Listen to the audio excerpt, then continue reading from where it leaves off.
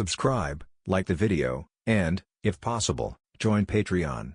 But if you don't have much money, you can support the channel by watching the novels on euroaudiobooks.com. Remember that you can participate in the polls so that your favorite novel gets published for free. The secret technique is to use the performance to strengthen yourself, summoning demons. The encouragement fruit is combined with the imperial flute military music dream. Betty is even called the queen of the army by her companions. As long as she is there, no matter how weak the people in that place are, they can be quickly transformed into an iron-blooded army. Long, who didn't want Betty to get involved in the affairs of the new Marine in West Blue, said, "You probably can't help much. On the surface, the West Blue matter is an internal struggle of the Marine, but anyone with a discerning eye knows that it is the first game between the time traveler and the world government. In this game, only the strongest are qualified to become flags, and your strength. Long almost said that your strength is too weak, so you'd better not get involved." Betty certainly understood what Long meant. Betty pouted and assured, "Don't worry, I'll just go and see if there's anything I can help with. If not, I'll develop the Revolutionary Army in West Blue." Seeing that Betty was determined to get involved in the affairs of West Blue, Long asked again, "Are you really going?" Betty nodded firmly. "Okay." Long finally agreed. After all, he couldn't forcibly stop Betty. After all, she was the mascot of the Revolutionary Army. To put it bluntly, the Revolutionary Army can lose Long's combat power, but it can never lose Betty. Sabo didn't express his opinion next to him, but looked at the flute in Betty's hand with envy. After the two of them had a conclusion, Sabo said with emotion, "I heard that there are 48 kinds of imperial tools in the world, and I don't know where the other 47 are. The power of the flute imperial tool is no less than that of the fruit of encouragement." Hearing this, Long Yi sighed and said, "I have seen an imperial tool user before. She is an impressive existence. She calls herself a killer of ability users, and the imperial tool she controls can control the seawater." An imperial tool that controls the seawater? No wonder he dares to call himself a killer of ability users, and no wonder the teacher is impressed by him. Sabo suddenly realized, and his evaluation of the imperial tools in his heart went up a level. After all, Long himself is a fruit ability.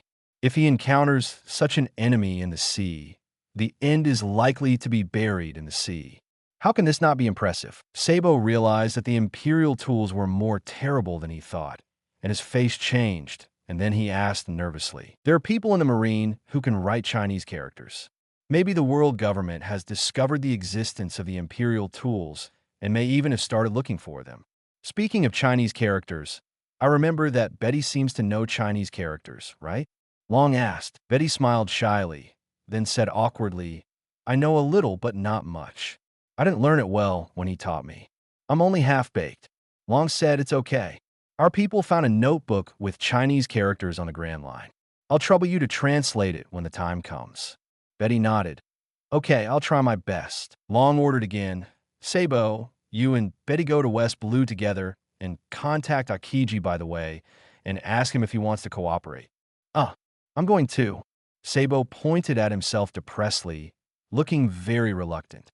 Knowing that he had no choice, Sabo asked depressedly, "When do we leave?" "Long, it's better to be now." "East Blue, Skull Island." Bogart pointed at the bottomless pit in front of him excitedly, and asked with saliva flying, "Are you sure this is the entrance to the inner world you mentioned?" King Kong nodded with great certainty. "Bogart, and then we have to jump from here?" King Kong nodded again, indicating that this is the thing. Bogart said with a look of, "Are you kidding me? If we jump from here, will we still be alive? We are here to find treasure, not to die." King Kong assured, "Of course. I go to the center of the earth once a year, and I am familiar with this place." Bogart said, "I don't believe it, unless you jump first." "Okay." King Kong jumped in directly after he finished speaking. Bogart was numb when he saw that King Kong actually jumped down. Bogart, who came to his senses, lost his emotional control and cursed, "A hole. You really jumped." Bogart, stunned, looked at Garp next to him dryly. "Sir, he seems to have jumped down." Garp nodded seriously and said, "I saw it." Bogart asked confusedly, "Then should we jump?" "Of course. Garp jumped in after he finished speaking. Chapter 58. Garp, remember to call me stepmother. Seeing Garp actually jumping down, Bogart was completely dumbfounded. Garp jumped so decisively that he didn't even have time to stop him. What should I do? Should I jump? But this will really kill me. Bogart collapsed and looked at the bottomless pit in front of him. Forget it. I'll die if I die. I'll just die with my boss. Bogart gritted his teeth, made up his mind, and then jumped with all his strength. Ah, Garp on the shore laughed loudly. Ha ha, Bogart, I thought you didn't dare to jump. Bogart, King Kong also smiled and teased. How are you not broken into pieces? Bogart, who was teased, asked curiously after getting ashore. It's incredible. What's the principle? King Kong shook his head. I don't know. I only know that the inner world was created by saints. Looking at the ring around him that was completely different from the ground, Bogart exclaimed sincerely, Is this another world? They were in a strange cave at the moment. Inside the cave, huge stalagmites and stalactites formed a natural wonder, as if it was a towering building in another world. In this deep space, Boga discovered that the pond he was just in was actually an underground lake. The lake water showed a strange fluorescent blue, rippling gently, reflecting the faint light emitted by microorganisms above his head, creating a dreamlike scene. What is even more surprising is that there's an ecosystem on the shore of this lake in the center of the earth. Some microorganisms, strange plants, and unknown biological forms that have adapted to extreme environments thrive in this isolated environment. Bogart even saw a creature similar to a giant worm slowly sliding across the lake, leaving a trail of light and plants that look like ferns but emit faint light. They use geothermal energy to photosynthesize in an environment without the sun. Seeing Bogart's face full of amazement at this world, King Kong smiled with satisfaction and then urged, Let's go. This is just the entrance. You will be more surprised when you get outside. King Kong led the way in front, and Bogart was attracted by the environment on both sides of the passage. The cave wall is inlaid with strange glowing minerals, which emit blue or emerald green light, like stars in the night sky, illuminating this hidden world. The air is filled with a faint smell of sulfur, accompanied by the rising of geothermal steam, creating a mysterious and slightly depressing atmosphere. After the three of them left the cave, the inner world appeared for the first time in Bogart and Garp, and the other two outsiders showed up in front of each other. The terrain inside the inner world of the Earth is varied. There are vast underground lakes. The lake's surface is as calm as a mirror, reflecting the faint light emitted by the strange creatures around. There are also boiling lava rivers, and the hot magma is rolling, showing the restlessness deep in the earth. In this unique ecosystem, there are some plants that they have never seen on the ground. They have adapted to the environment without sunlight and survive by absorbing geothermal energy and surrounding minerals. Some can even emit soft light, adding a touch of vitality to this dark world. Garp said sincerely, It's an incredible miracle. No wonder so many people yearn for the sea. Only the sea can accommodate so many miracles. Bogart nodded with a complicated expression. Yes, some natural wonders are something Marine will never see in his life. I feel that my life is worth it to be able to see such a wonderful world. King Kong, who could not empathize with the two, comforted them. Don't be so pessimistic. Even the adventurers you mentioned could not have seen the inner world of the earth. After all, this is a miracle left by the saints. You're the first group of outsiders to come here. Then I am really honored. Garp echoed speechlessly. This is obviously something left by his father, but he became an outsider here. That unreliable BD father. King Kong urged, Let's go. I'll take you to see our chief. By the way, King Kong suddenly stopped and then looked at Garp with some entanglement. After hesitating for a moment, King Kong still said, Our chief is an immortal. She has lived for almost 200 years. Remember to be respectful when you see her, especially old man Garp. Remember to call her when you see her. Bogart asked, Then how should we call your chief? King Kong glanced at Bogart, and Shuku perfunctorily said, It doesn't matter what you say, just use a respectful title. After perfunctorily dealing with Bogart, King Kong then reminded, "Old man Garp, you have to call the clan leader, young mother, or Annie. This will bring you closer to the clan leader and help you get the treasure left by the saint." Garp. Garp slowly typed 3 question marks. He looked at King Kong with a confused face. "What did you just tell me to call her?" Chapter 59. The Queen of the Underworld. The bald man King Kong said meaningfully, "Ahem, I can't say much about this matter. I can only say that those who understand will understand, and those who don't understand will not understand it. It's useless to explain more." Garp. Garp also roughly understood what King Kong meant. It seems that the chief of the Iwi tribe has an affair with his father. Garp curled his lips, but did not express any opinion. Since he knew that his father might have an affair with Guillaume, his acceptance of these things has increased a lot.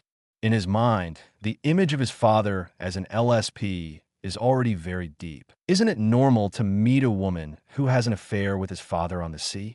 Under the leadership of King Kong, the group crossed a bone bridge made of the cervical vertebrae of a huge skeleton, and after passing through the dense jungle, they finally arrived at the Iwi tribe in the inner world. 2 Iwi warriors had been waiting at the entrance. After seeing the 3 people, one of them said, "Please follow me." Garp was not surprised by this matter. After all, observation hockey was originally arranged, and coupled with the special telepathic communication of the Iwi people, it was not surprising that the other party knew about their arrival in advance. Is it a short-distance communication skill based on the special observation hockey? Bogart was also thoughtful. Garp also whispered in admiration. Observation hockey can only be used in this way. It's so interesting. Under the guidance of the 2 Iwi warriors, Garp finally saw the female chief mentioned by King Kong. Compared with the female chief, Bogart felt that the one in front of him was more like a queen. In the brilliant and dazzling hall built with special minerals, there sat a peerless woman. She had an outstanding figure, like a swan standing tall in the morning light, tall and well-proportioned, showing an extraordinary and noble temperament. This queen-like woman has a stunning face, and her facial features seem to be carefully outlined by the finest brush, and every part is a perfect combination of nature and art. After seeing Garp coming, the matriarch stood up from the throne. Her hair was like flowing black gold, falling smoothly to her waist. She wore a crown inlaid with gems on her forehead, which not only demonstrated her supreme authority, but also set off her incomparable beauty. Every step she took, shining in the light. Her skirt was light, like ripples on the water, with both the majesty of a queen and the softness of a woman. Garp finally realized one thing. You can doubt your father's integrity, but you must never doubt his aesthetics. Vice Admiral Garp's father is really a person who walks at the forefront of aesthetics. Bogart instinctively prostrated himself on the ground and greeted respectfully. "Meet the Queen of the Earth Center. Meet the little Queen of the Earth Center." Garp also bowed, but only bowed slightly, not bowing like Bogart. Originally, he wanted to call her young mother, but looking at the other person's face that was much younger than his, Garp found that he really couldn't call her. There was no way. Garp still had to have some integrity. Queen of the Earth Center? Not a bad name. But if you want to call me Queen, I would rather hear you call me Queen of the Void. The woman nodded contemptuously, then looked at Garp with complicated eyes, and after a moment, the woman murmured, "You two don't look alike at all."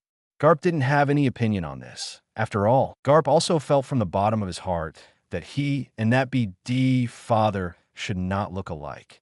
"My name is Belvis." Belvis introduced himself. At this time, the maid next to Belvis stood up and introduced proudly.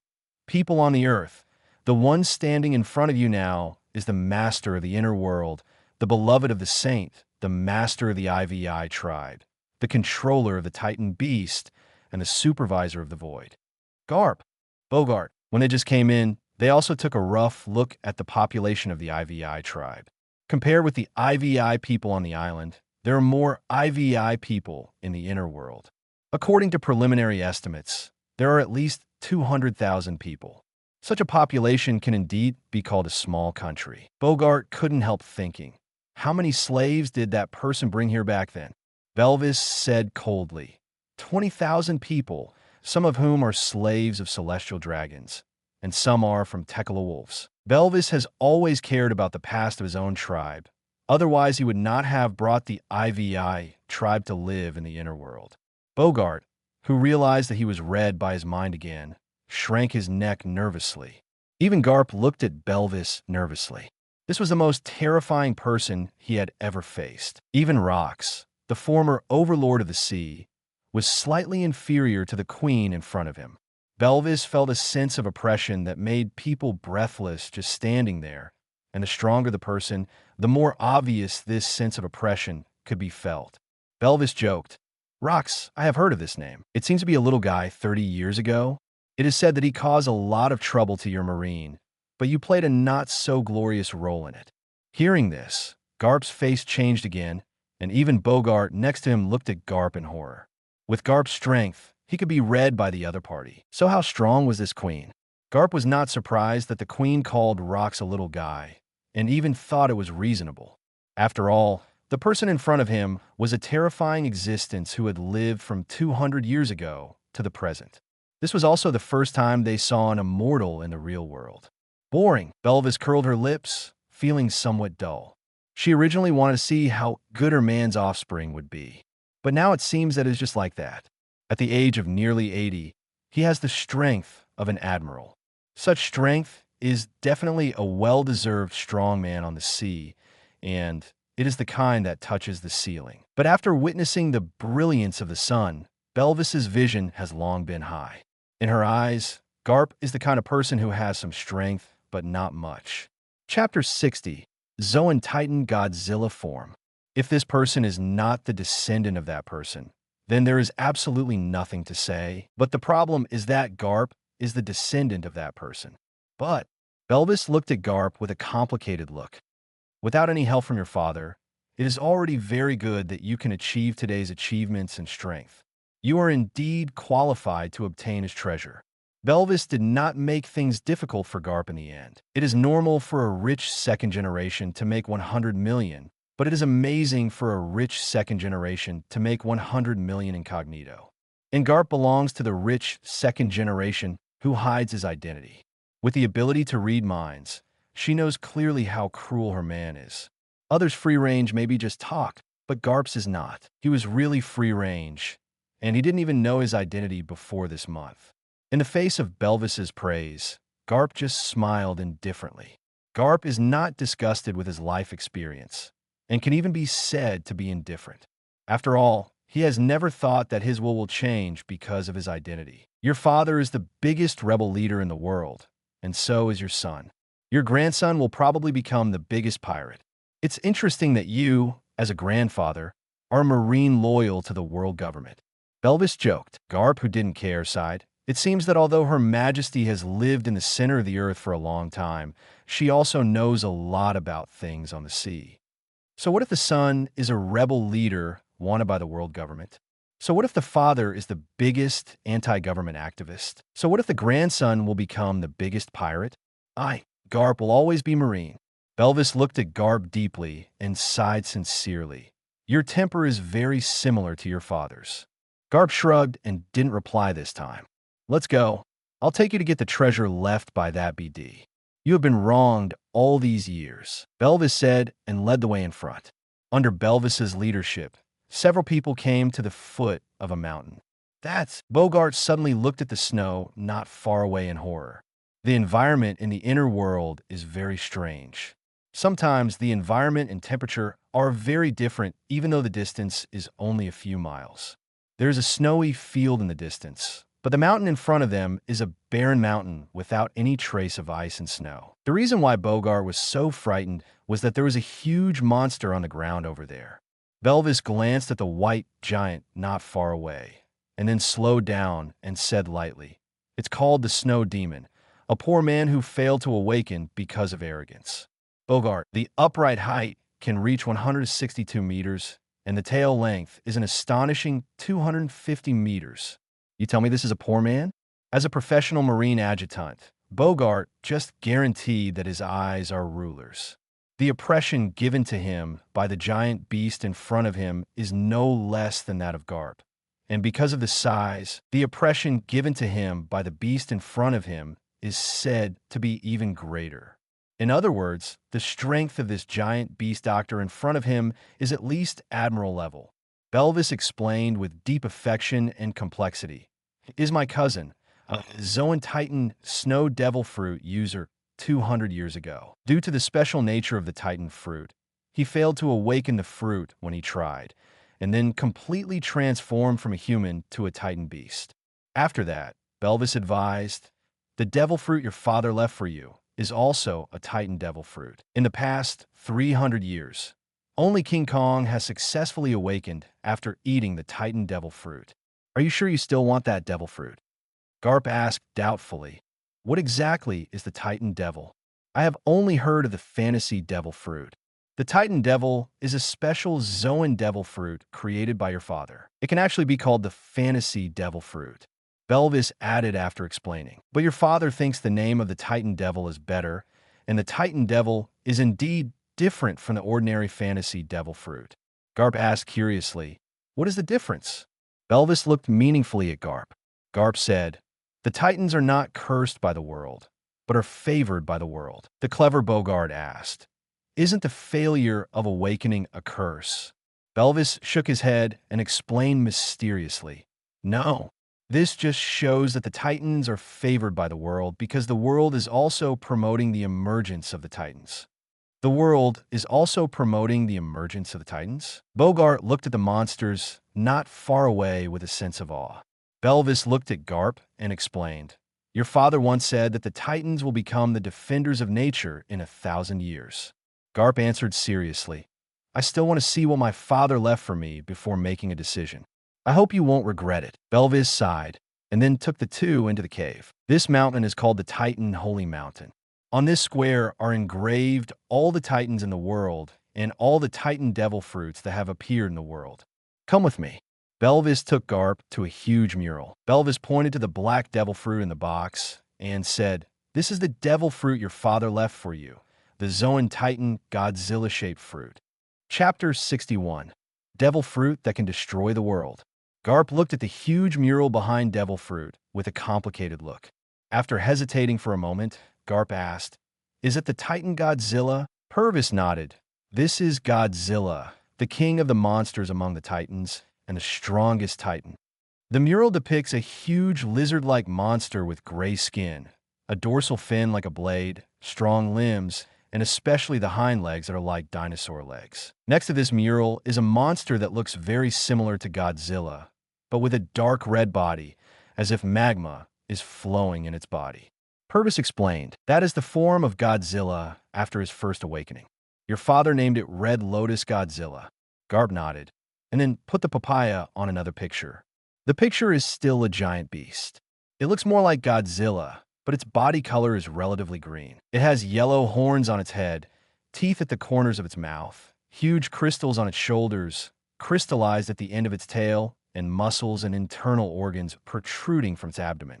Space Godzilla is a form of Godzilla that only exists in your father's concept. If you're lucky enough to finally awaken, this will be Godzilla's final form. Belvis took the initiative to speak. The last picture is still a Godzilla, but this time Godzilla is stronger, not as slender as in the first picture, but looks even bigger. Planet Godzilla is also one of Godzilla's final forms. If he can finally awaken and be normal, this should be Godzilla's final form. At the same time, Bells paused slightly here and then said solemnly, your father said that once Godzilla awakens to his final form, the whole world will be affected by it, and even destroyed, even if you do nothing. Hearing that the world can be destroyed just by awakening, Garp obviously didn't believe it. After all, although the devil fruit is magical, it is not so outrageous. Why? Garp looked at Belvis depressedly, looking at the mighty beast in the mural. He loved it from the bottom of his heart. Godzilla is too strong. It is simply a dream beast. Belvis explained, because the main ability of Planet Godzilla is to change the environment of the planet.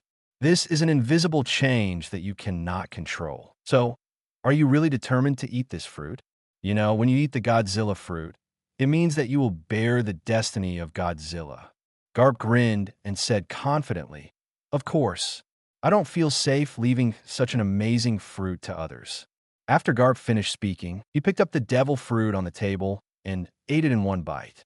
After eating it with relish, Garp wiped his mouth and commented, "I heard that devil fruit is very unpalatable, but why do I feel that this fruit tastes pretty good?" Belvis smiled mysteriously. "Because it is not cursed." Garp laughed heartily. "That's great. I have always been reluctant to eat devil fruit before, just because I heard that this thing is too unpalatable, and I heard that it tastes like shit." Looking at Garp, who actually ate the devil fruit directly, Belvis was stunned for a moment, and a playful smile slipped across the corner of his mouth. As if thinking of something interesting, Belvis said with a smile, "Do you know that this fruit is a choice for you?" "What choice?" Garp looked at Belvis in confusion. He didn't know if it was an illusion, but he always felt that the smile of the woman in front of him was chilling. Belvis congratulated maliciously. "Your choice of joining or not, congratulations. From today on, your fate will be controlled." "What do you mean?" Garp looked a little ugly when he heard this. Belvis didn't explain to Garp this time, but reminded, "Just like the Nika fruit eaten by your grandson." Garp muttered in confusion, "What Nika fruit? My grandson Luffy didn't eat rubber fruit." "You will know later. Come with me. Your father has something for you." Soon he stopped in front of a glass cabinet, and in the glass cabinet was a set of armor, a full body armor. Taigu, haunted by demons, one of the 48 taigu your father made, each of which is equivalent to a paramecia devil fruit. The one in front of you is one of the strongest of the 48 regions, the armored taigu made of the ferocious sea king's tyrant. After calling, the solid armor will automatically fly out and enhance the ability of the wearer. The taiga boasts of its iron wall-like defense, but is a great burden on the wearer, and ordinary people will die if they wear it. The hiding ability is to stimulate the biological characteristics of the material, and it becomes transparent for a short time. As long as the user is skilled, it can also hide his own breath. This taigu also has the ability to continuously evolve. Chapter 62. Garp invites you to a fight. Garp questioned, "Isn't this a weapon that has eaten the devil fruit? Won't he have the side effect of being afraid of seawater?" The world government has already developed weapons with the power of the devil fruit. Although it cannot be mass-produced, it is not a rare thing. Belvis shook his head. "I have said that the only limitation of the devil legend is the physical fitness of a user." Garp was even more upset when he heard that there was no limit. "I am not used to wearing armor." Garp complained to Presley. Such a good thing was obviously given to him, but it was useless. This was too uncomfortable. Bogart, who was next to him, looked at the evil spirits in the glass cover with shining eyes. After hearing what his boss said, Bogart looked at Garp with a look of regret. "My boss, you can take it back if you don't like it. This is a weapon comparable to the devil fruit. If you don't want it, you can give it to me." Bogart complained crazily in his heart, completely forgetting that there was a mind reader beside him. Belvis explained, "It's mainly because you came 40 years late. This armor is more suitable for you in your prime, not for you now. Since you don't want it, this armor will be given to your son Long. After all, this is what your father left to your lineage. Don't try to give it to others if you don't want that person to die because of this imperial weapon," Belvis warned. Hearing this, Bogart's heart instantly sank. Bogart, who had been thinking, "If you don't want it, you can give it to me," calmed down instantly and no longer had any thoughts about this armor in his heart. Hearing this, Garp was not happy, and then said without hesitation, "Then give it to me. That unfilial son is not worthy. It's really fatherly love and filial son." Belvis smiled and praised, not knowing whether he was mocking or praising. Garp curled his lips and did not refute. As a person who is quite knowledgeable, Garp actually knows how failed his education is. Although he always talks about loving education, only he knows that he is a loser whether he is a father or a grandfather. His son, who was once a Marine vice admiral, has become the biggest rebel leader in public. His adopted grandson went to sea to become a pirate, and now his own grandson has also become a pirate and is even aiming for the Pirate King. The only person who can help him in educating his offspring is probably Kaido next door. Garp asked curiously, "Is there nothing else? For example, wealth?" It's not that he is greedy for money, but it's a bit strange to have no treasure in the treasure. Belvis looked at Garp in surprise. "You want gold?" silver, and jewelry? Garp nodded. There are gold, silver, and jewelry in the inner world. You can go and pick them up. Take as much as you can pick up. Belvis said casually. The most abundant thing in the inner world is gold. Here, gold is no different from stones on the roadside. Bogart, if you like gold, you can take some away, and take some from me as well. Garp said to the adjutant next to him. Garp asked again, didn't my father leave anything else? For example, the cultivation method. Ever since he knew that the time traveler was his father, Garp was most interested in the cultivation method. After all, devil fruit is common, but that unique cultivation method does not belong to this world. Cultivation method? Belvis looked at Garp in surprise, and then asked in surprise, you don't have a cultivation method? Garp nodded depressedly. Belvis spread his hands and said with regret, it's a pity that your father didn't leave you a cultivation method. After searching for a while, Belvis, who figured out the key point, said meaningfully, it seems that the path your father arranged for you is not in the present world. Otherwise, it would be impossible for you to grow old like this. Garp didn't understand what Belvis meant, but it didn't stop him from asking shamelessly, then can you give me your... No. Belvis refused directly. Perhaps he felt that his direct refusal was too unkind. After all, Garp was his stepson after all. Belvis explained, I practice the void method, which is special and only suitable for me. You can't practice it. Void method? What a weird name. It fits my BD father's naming style. Garp complained. Garp is not a filial person. Since he has nothing to ask of Belvis, he could be a little arrogant next time. It's not easy to meet a super strong man like Belvis. Garp took the initiative to ask, I feel you are very strong. Do you want to fight? You want to fight with me? Belvis looked at Garp with interest. Belvis said, I haven't fought anyone for more than 100 years. Garp said arrogantly, it's okay. I'll let you go. Belvis joked, no, I'm afraid I won't be too careful and accidentally kill you. I'm very tough. I won't blame you even if I die accidentally. Garp said, and looked at Belvis with burning eyes. Since you asked me to do so, I'll agree with reluctance. Belvis nodded, then warned, don't blame me if you die. It's hard to control the strength to step over an ant without hurting its life. Garp, who was full of fighting spirit, was eager to try. Ant? I haven't heard such a contemptuous name for a long time. I hope your strength is as strong as your mouth. Let's go outside. Belvis didn't say much nonsense and walked out directly. Chapter 63. Garp, the user of Godzilla's fruit ability. Bogart looked at Garp, who followed him out with concern. He felt that Garp's invitation to fight was too unwise. After all, this was someone else's territory. If he lost, it would be fine. But if he won, what would happen if someone came to settle accounts with him later? What's more, Garp came to inherit his father's inheritance. As Garp's stepmother, how could Belvis have a good impression of Garp, who wanted to branch out the house property? Thinking a lot, Bogart looked at the square behind him reluctantly, and then followed him out depressed. After leaving the holy mountain, the two came to the habitat of the snow demon. The dozing snow demon felt a stranger approaching, and curiously opened his eyes that looked like lanterns. After seeing Belvis, the snow demon closed his eyes again. Although the snow demon had failed to awaken, it had not completely lost its human consciousness. Thanks to Wu Ming, otherwise the snow demons would now be 10 beasts without any wisdom. How are you going to fight? Belvis asked curiously. Carl asked arrogantly, are you demon fruit power? Belvis nodded. Let's have a normal fight, and then use the power of the devil fruit to spar. Garp said. Belvis nodded. Then take my iron fist first. Before Garp finished speaking, he rushed in front of Belvis in an instant.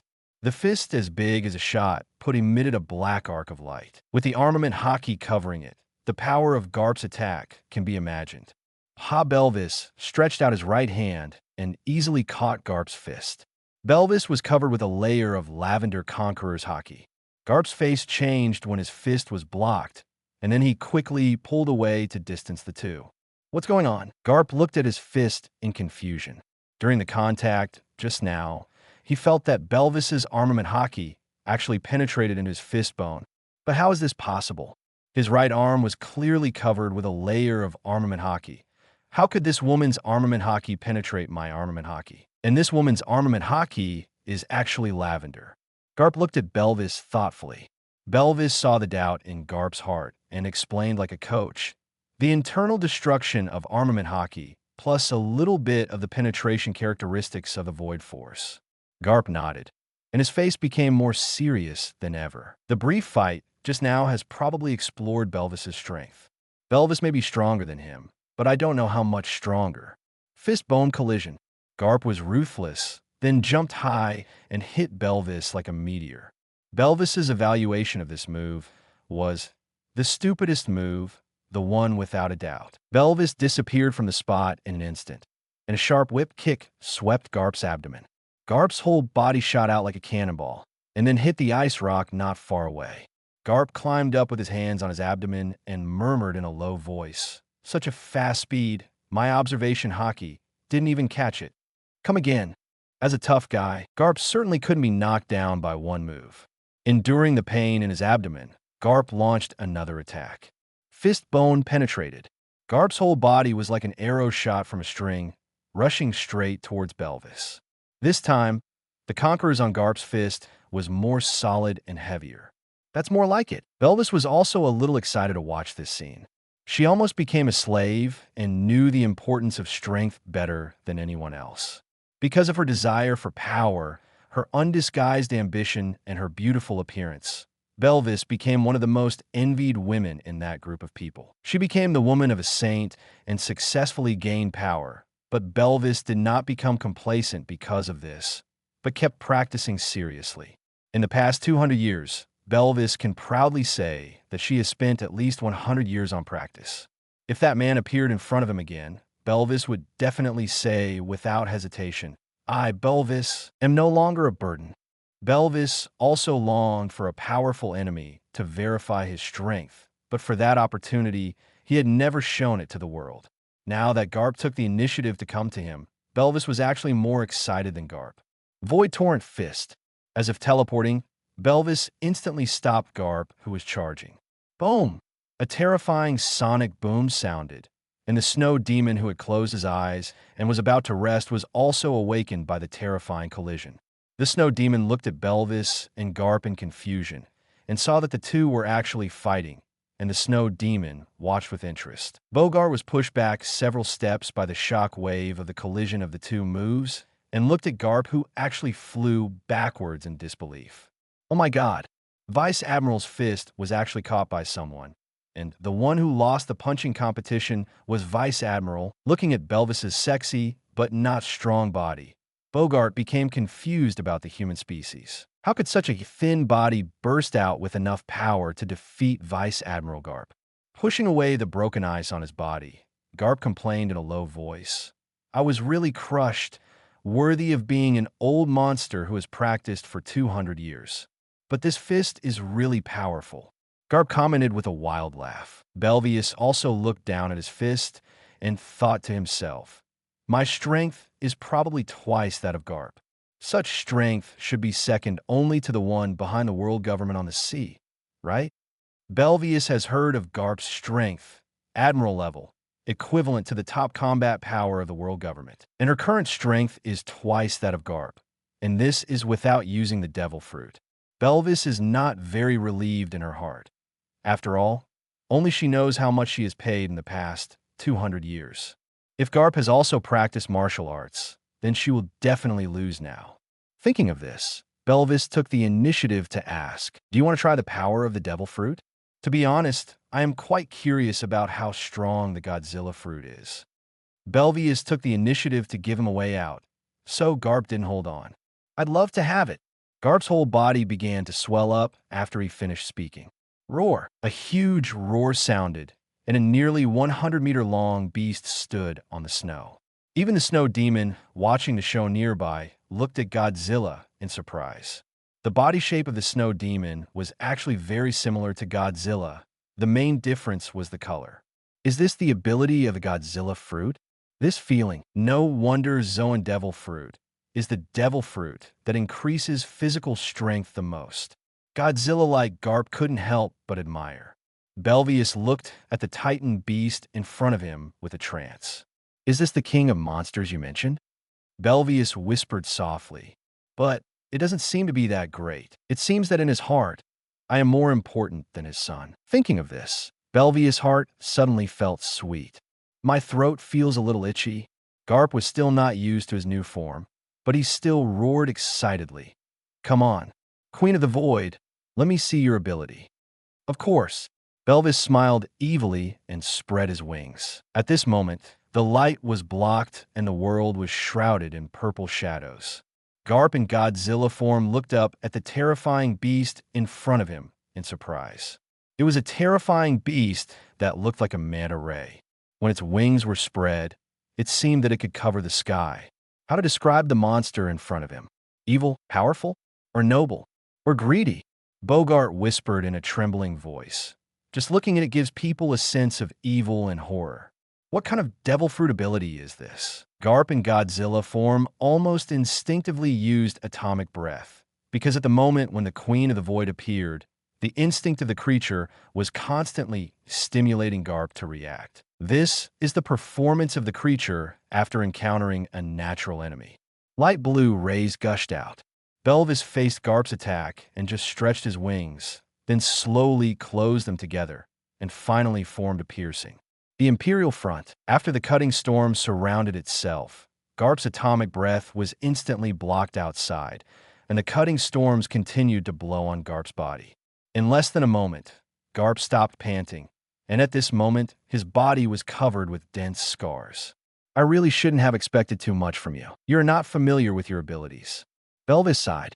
Go to the abyss. The Void Queen used her tail covered with Conqueror's Haki to hit Garp in Godzilla form. Boom! The ground cracked. Garp, who didn't have time to dodge, was hit and lost consciousness on the spot. The Snow Demon, watching the battle nearby, looked at the unconscious Garp with some pity. Why did this unfortunate child do this? Isn't he just looking for trouble? How powerful is Belvis? He was able to crush it 100 years ago. It feels good. After beating Garp, Belvis shouted in comfort. Looking at the unconscious Garp, the cautious bot hesitated to speak. Belvis comforted him. Don't worry, I held back at last. With his recovery ability, he will be fine after a big meal and a few days of rest after waking up. Bogart thanked him flatteringly. Thank you, Queen, for showing mercy. You don't have to do this. After all, he is that person's child. I can't really kill him, right? Belvis said casually. After Belvis finished speaking, he drove them away directly. Okay, take him away. You are not suitable to stay in the inner world for a long time, and you have given him everything that should be given to it. Okay, Bogart nodded quickly, then quickly carried the unconscious Garp on his back, and by the way, he found the gold in the gravel and stuffed it into his pocket. As a professional adjutant, the superior's orders must not be forgotten. Seeing this scene, Belvis's mouth twitched slightly. Is this kid crazy because of poverty? Belvis complained in his heart. West Blue. 40 warships, led by 2 Marine admirals, set out towards West Blue in a mighty manner. This lineup is almost the same as the last Buster Call. Kizaru, who was sitting on the sofa and trimming his nails with his fingernails, asked casually, We are so high profile. What if Jozan runs away after receiving the news? Akainu said confidently, No. He dared to set up a new Marine, which means he has nowhere to escape. As the saying goes, the monk can run away, but the temple cannot. If Kuzan dares to run away, we will clear the Frost Legion one military base at a time. An agent took out a document and handed it to Akainu. This is the information you want. After taking a look at the information, Akainu frowned and roared angrily. What does Kazan mean? Are you going to ignore me? Hearing this, Kizaru curiously snatched the information from Akainu's hand. Marine trader Kazan is still in the West Blue receiving military base at this moment. He has no idea about the Marine attack. So arrogant? So scary, Kizaru exclaimed sincerely. The arrogance is really too arrogant. As Akainu complained, it is clearly ignoring them. Akainu frowned and roared. Is he really so confident? Kizaru sarcastically said in a yin-yang tone. Maybe the person behind him gave him that kind of confidence. Hearing this, Akainu's face flashed a gloomy look, which was what he least wanted to see and what he was most worried about. The man who had been secretly planning for 300 years and was determined to overthrow the world government, Who knows how much terrifying power he had accumulated in the past 300 years. The group of old men guarding the bridge of the Tequila Wolf should not have made any moves, right? Akainu asked a little worriedly. The agent next to him quickly assured, "Don't worry, our agents have already kept a close eye on the Tequila Wolf, and the old guys there will definitely not come to West Blue during this time period." Hearing this, Akainu breathed a sigh of relief. After experiencing that failure, he is now most at ease with those old guys. While the two were talking, Kizaru suddenly looked into the distance with a serious expression. Kizaru pushed the sunglasses on his nose and stared at the sea level with sharp eyes. Kizaru nervously reminded, "It seems that a giant has come." "I saw it," Akainu replied with a dark face. "Blue fins so huge." Akainu whispered, "Sea kings?" Just when the two were still guessing whether the giant beast was sea kings, the unknown giant beast finally surfaced from the sea level, and the surging waves were also set off with the appearance of the giant beast. It was a giant beast that looked like a dinosaur, a bit like a giant lizard, but the skin was gray. Kizaru reminded with a serious expression, "It seems that the person coming is not good." "Nonsense, I have seen it." Akainu's face turned black. "Look, the mouth of the giant beast seems to be glowing." "Not good." Seeing this scene, Akainu's face changed. "Everyone, turn the rudder. Quick, he's going to attack." Boom! Too late. The terrifying atomic breath gushed out. This mysterious beast, Wang Lezhao, is Godzilla. The explosions continued, and the warships that Shinfin's atomic breath had passed through were instantly torn in half. After doing all this, Godzilla just roared softly, then turned around and plunged into the seabed. Its mission is complete. After the huge waves subsided, Akainu, who was holding the handrail on the deck with pale hands, roared with a sullen face on the phone. "Everyone report the losses to me. Report to Admiral." Currently, only the last 3 warships are intact, except for the main ship. The other warships seem to have sunk to the bottom of the sea. Listening to the voice coming from the phone, Akainu angrily crushed Funksha's Den Den Mushi. "Ah, damn Sea Kings." Akainu roared angrily with red eyes. Even Kizaru's face was no longer carefree. All this happened too quickly. The strange giant beast suddenly appeared and then suddenly attacked. The whole process did not even last 3 minutes. When they came to their senses, the damned giant beast was gone. Akainu gritted his teeth and said, "This is definitely not an ordinary Sea King's attack. Ordinary Sea Kings can't spit out rays from their mouths." Kizaru said with a dark face, "Isn't this nonsense? Sea Kings don't have the ability to spit out strange rays that can instantly destroy warships. Kizaru thinks that the ray attack is much stronger than his own." At this time, an old voice sounded. "It's not a ray attack, but an energy attack." After seeing the old man, the world agent next to him greeted with a pale face. "Hello, sir?" Looking at the old man who suddenly appeared in front of him, Akainu asked with a dark face, "Are you also an agent of the world government?" The old man nodded. "It was the 5 elders who asked us to help you secretly. At first we thought the enemy's backup might be an admiral-level warrior, but we didn't expect that." A long-haired old man stepped on a moon cloth and stopped on the deck. The wet-haired old man said, "The giant beast has dived into the deep sea, and I didn't catch up." Another admiral. Chapter 64. Garp. I attacked Akainu Kizaru. Kizaru looked at the old man with long hair calmly. He didn't expect that the world government secretly sent 2 admiral-level strongmen. The old man glanced at Kizaru and Akainu next to him, and then asked, "Could it be the legendary Poseidon?" The old man with long hair shook his head. "It shouldn't be Poseidon.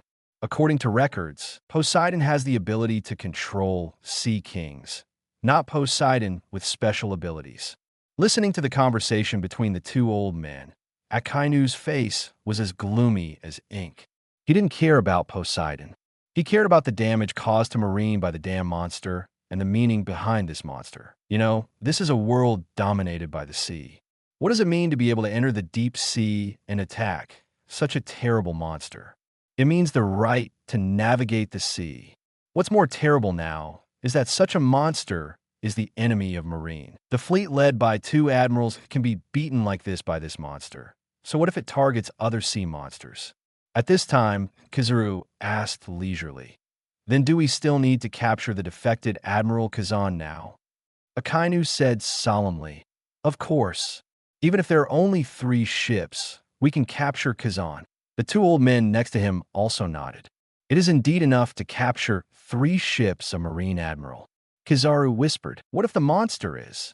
Akainu, feeling everyone's eyes on him, Kizaru did not feel embarrassed, but explained seriously. Let me say first, I can't stop the monster's attack. After a moment of silence, Akainu said depressedly, me too. The monster's attack is a continuous attack, and it is also a range attack. Kizaru can run away at that time, but he may not be able to run away. After all, they are now on the sea. Although there is no direct evidence to prove that the monster is Kazan's helper, everyone with a discerning eye knows that the monster is definitely on Kazan's side. As for whether it may be a coincidence, don't be funny. There may be many coincidences in the world, but this time it is definitely not. The long-haired old man cursed with a gloomy face. Damn otherworld people. They also knew about the time traveler.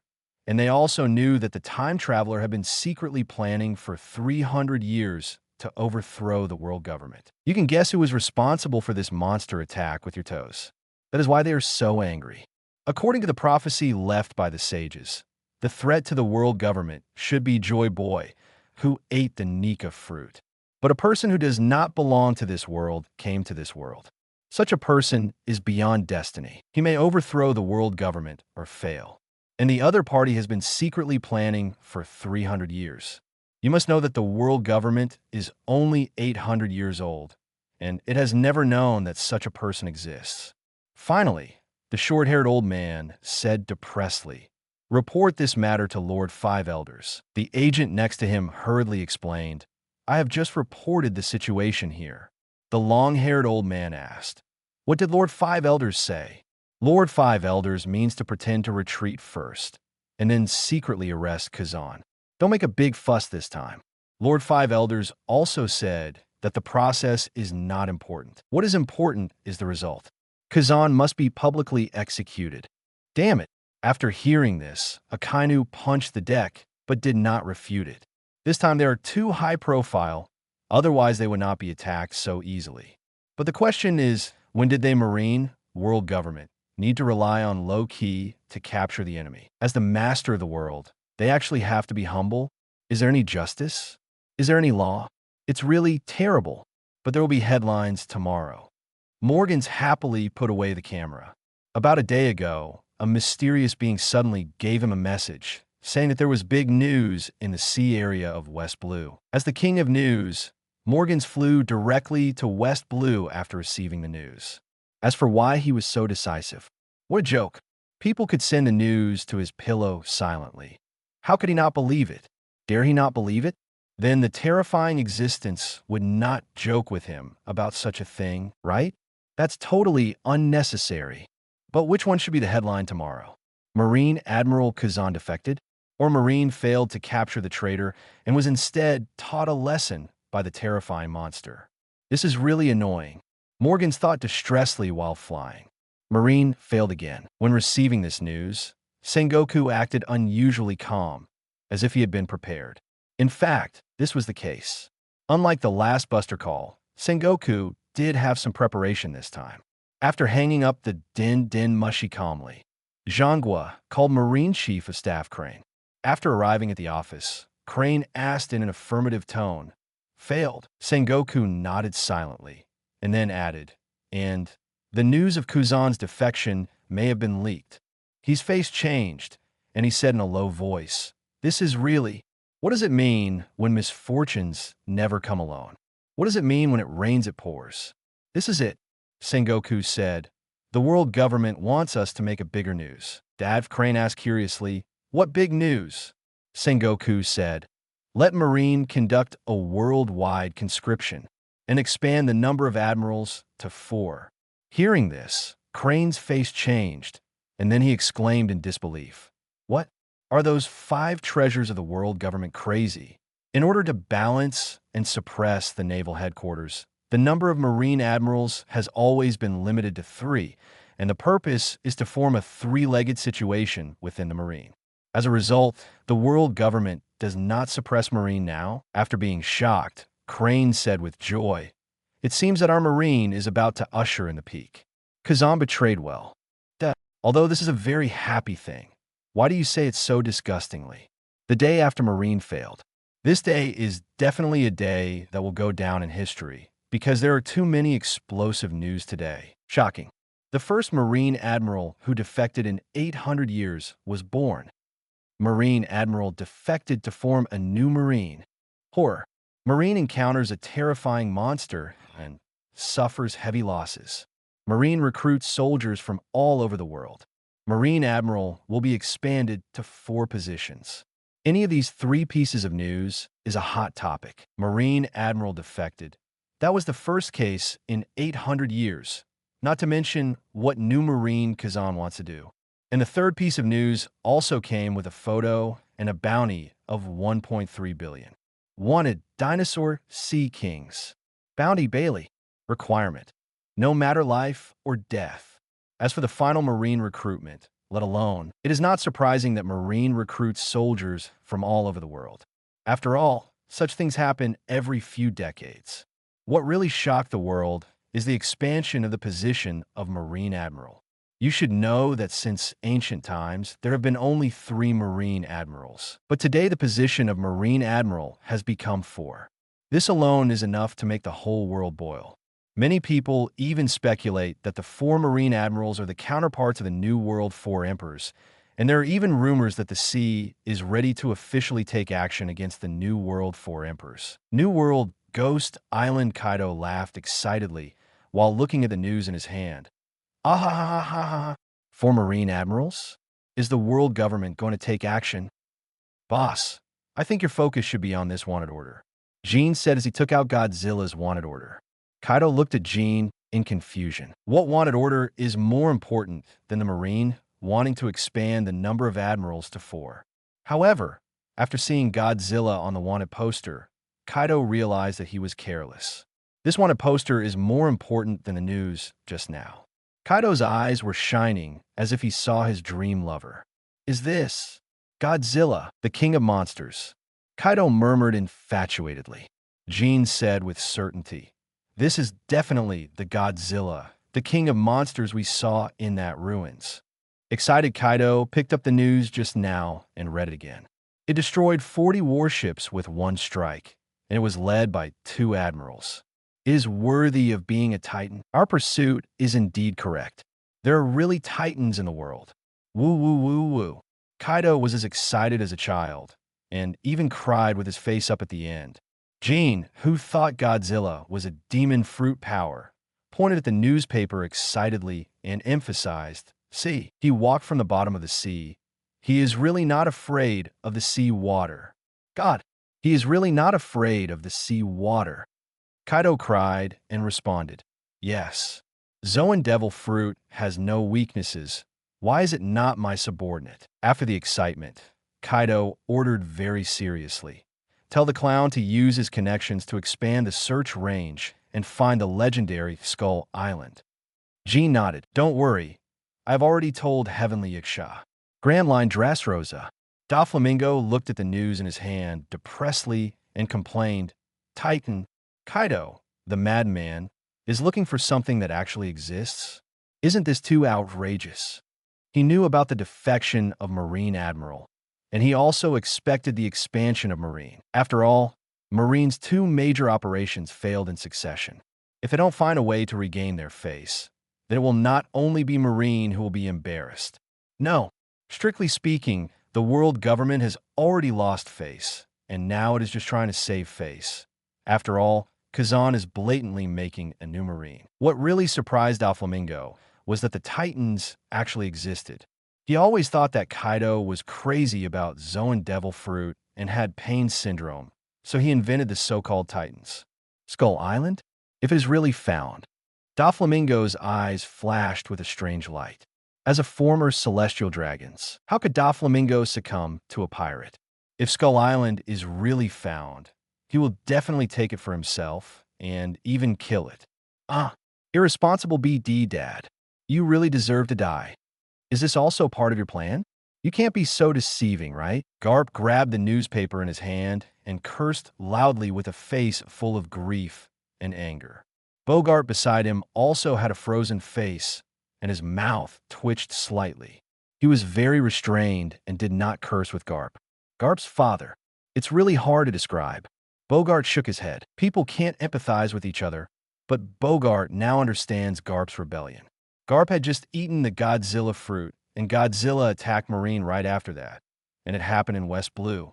The most important thing is that it was not an ordinary attack. Not to mention the damage caused, the impact alone was enough to make Garp, a Marine hero, unable to take care of himself.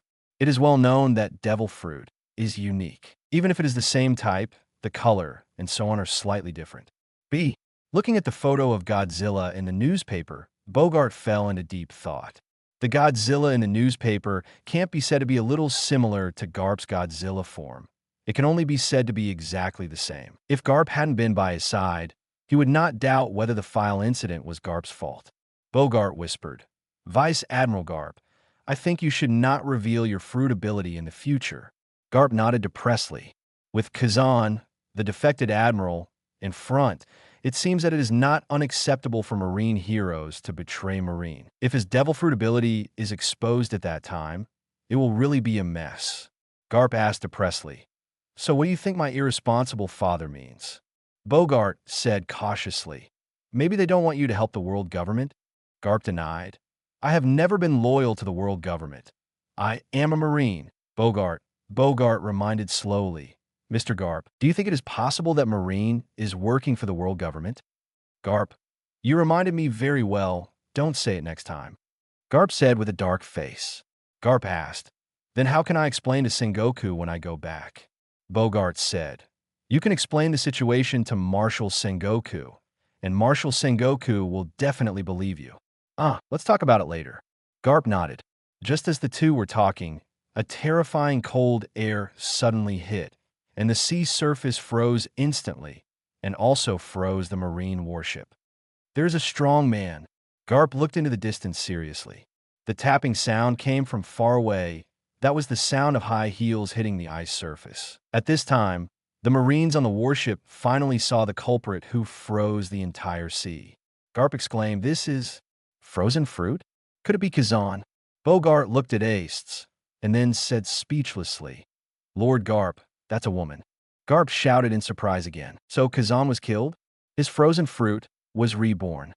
This time Bogart did not refute, because the blue-haired woman in front of him did use the freezing ability. After jumping onto the deck, Ace asked, "You are the Marine hero Garp, right?" The vigilant Bogart asked, "Who are you? Why do you have the ability of frozen fruit?" Ace did not hide it, but explained generously, "This is not the ability of frozen fruit. This is the ability of the Imperial equipment." Imperial equipment?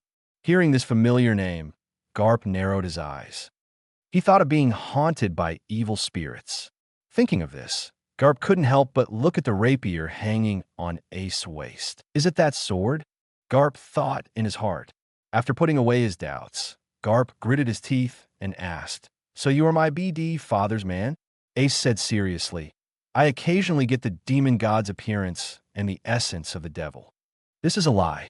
Ace is not a strong man with mental cleanliness. He can easily lie. Garp nodded, accepting Ace's explanation. "Then what is your purpose in coming to me?" "Of course I came to be a Marine, but I only want to be a Marine admiral. This opportunity has come," Ace said, holding up the newspaper in his hand. Garp nodded in sudden realization, and then hit him bluntly. "Is it for the position of Marine Admiral? But Marines should not want a strong man like you with unknown origins." Ace nodded, and then said as a matter of course, "So I came to you." Garp, "So I brought an extra chip." After Ace finished speaking, he took out a notebook from his pocket. Ace joked, "The world government should be looking for this kind of diary all over the world, right? I happen to have one in my hand. I wonder if this diary can attract the world government." Looking at the thick notebook in Ace's hand, Garp was silent. Chapter 65. The most versatile and strongest admiral in history Ace. With the integrity of the world government, if Ace has such a bargaining chip, then the matter of unknown origin can indeed be ignored. Ace's pocket was like a treasure bag.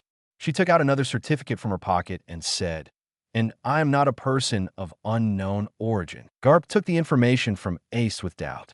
Ace, from the windmill village of East Blue, Goa Kingdom. He was abducted when he was a child. After escaping, he accidentally discovered the treasure left by a strong man. He lived on a deserted island for nearly 20 years. He returned to his hometown not long ago. Looking at the certificate in his hand, Garp seemed to understand why this woman came to him. But at the same time, the identity of this woman became more and more doubtful. What to do? Should I refuse? Garp looked at Ace entangledly. There was one thing that could not be denied, that is, the woman in front of him was indeed very strong. If she could join Marine, it would greatly enhance the strength of Marine.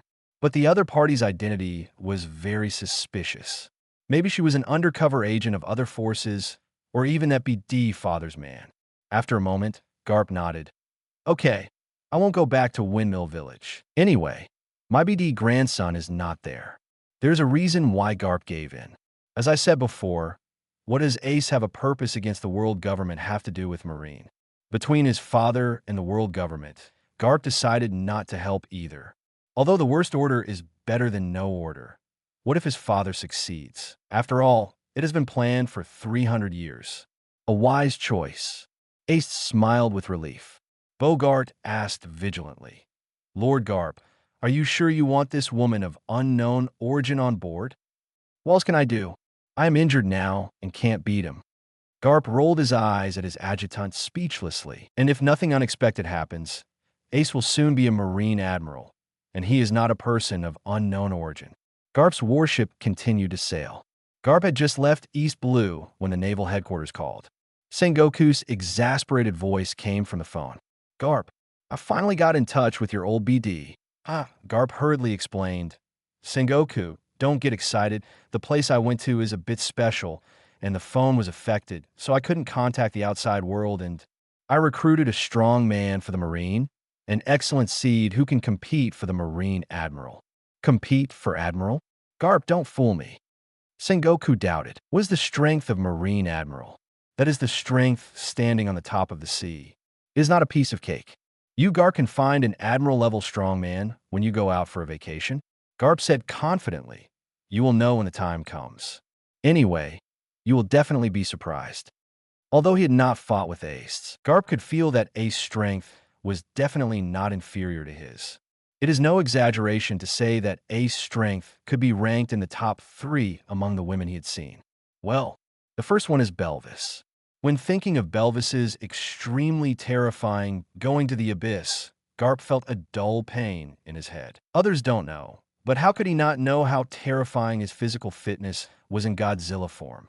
But even under such a terrifying increase, he was killed in 1 second by someone else's move. The horror of that attack could not be described in words. This is why he accepted Ace. Belvis and the old man guarding the bridge made him see his father's background and made his heart lean towards Wu Ming. But Garp himself did not realize that he had already. He just sat on the wrong side. West Blue. As the famous birthplace of the Mafia, West Blue is actually much more chaotic than East Blue. Although there are so many villains in East Blue in the plot, it is different from West Blue. Compared to Blue, it is really a small, which compared to a big witch. However, pirates are the main theme on the sea.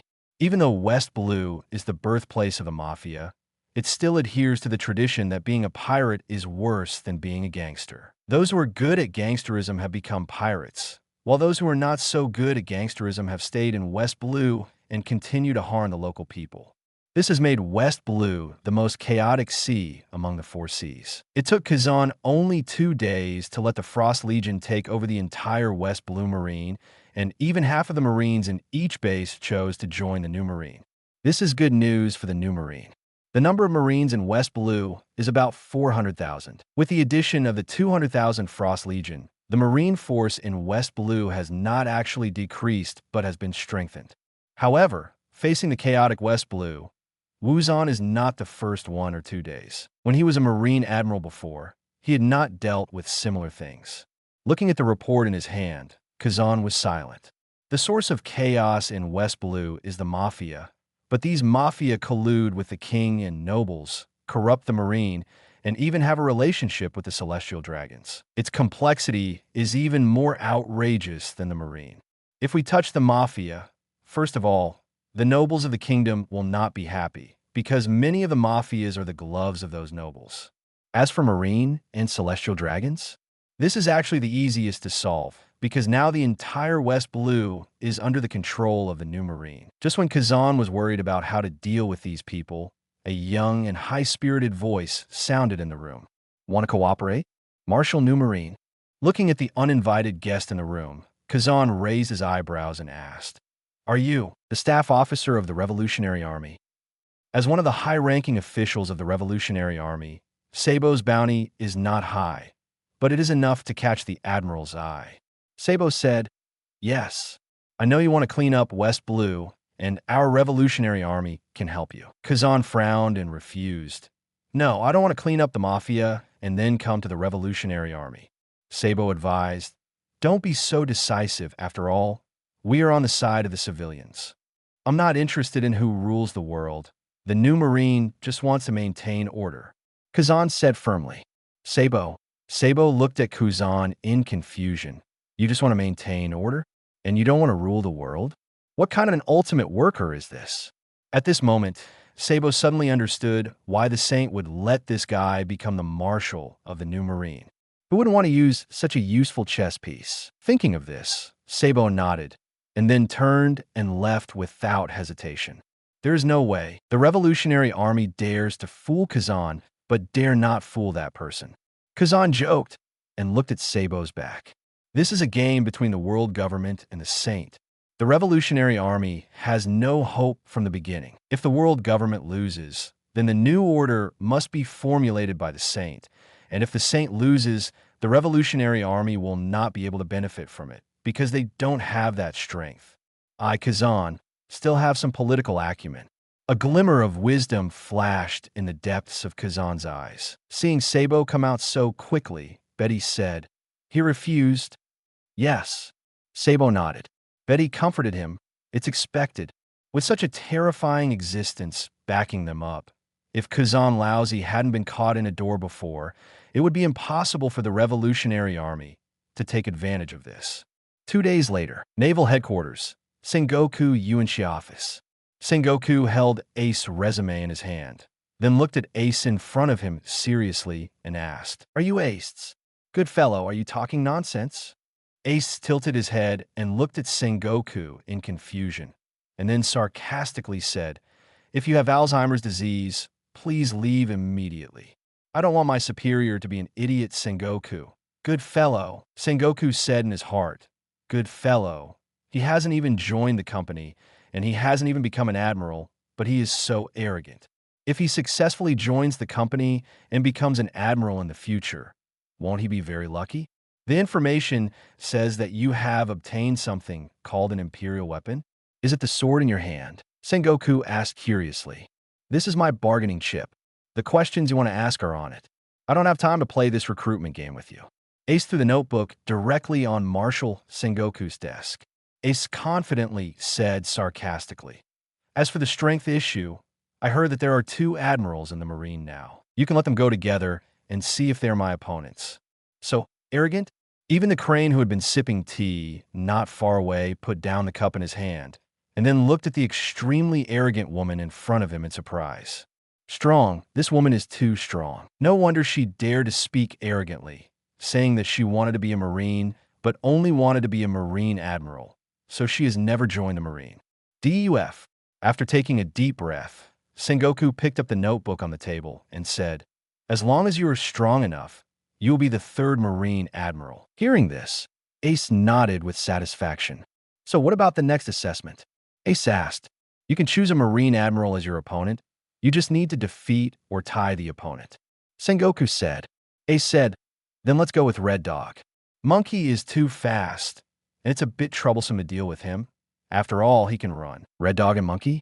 Hearing Ace's name for the 2 admirals, Sengoku's mouth twitched slightly. "Although the title of Marine Admiral is indeed named after animals, your name is somewhat problematic. And are you sure you want to be so arrogant?" Akainu's fruit ability can restrain you. Sengoku kindly reminded, "Are you sure you want to choose a Kainu admiral? If the information is correct, you should be a person with the ability to freeze."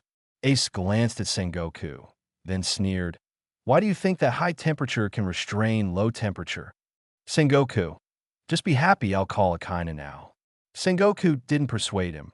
After all, it's hard to persuade a damned ghost with good words. And Sengoku also thought it was good to let this arrogant woman suffer a blow, so that she wouldn't be floating around and lost her way. Sengoku reminded worriedly, "If you lose, you can only become a Marine Vice Admiral, and you can't leave then." Ace said confidently, "If it's because of strength, I'm willing to be a Marine soldier." Soon Akainu came, and then left the naval headquarters with Ace. Akainu's face was not very good, obviously targeting Ace. Both of them are those with large-scale attack abilities. If they fight in the naval headquarters, the entire naval headquarters will probably have to be rebuilt. Before the two sides started fighting, Akainu took the lead in spraying. "UBD woman, how dare you choose me as your opponent? You are really ignorant of life and death. You, a guy with unknown origins, are worthy of becoming a Marine Admiral." Akainu has no opinion on women, and no opinion on Ace choosing him as his opponent, but he has reservations about Ace's origins.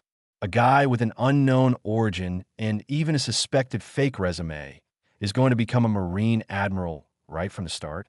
What is the higher-ups trying to do? Are they crazy about Marine Admirals? What if they recruit another Kazan? Akainu has always been opposed to parachuting Marine Admirals because these people are too weak-willed and might do something stupid one day. Ace's eyes flickered, and he joked, "It seems that as an admiral, you still need some training. You are so arrogant." After Akainu finished speaking, he started directly, starting with an ordinary great eruption. And Ace just took a light stroke with the rapier in his hand and blocked the great eruption as soon as he reached the ice wall. Seeing that his attack was blocked, Akainu asked curiously, "Is this the Imperial weapon mentioned in your information?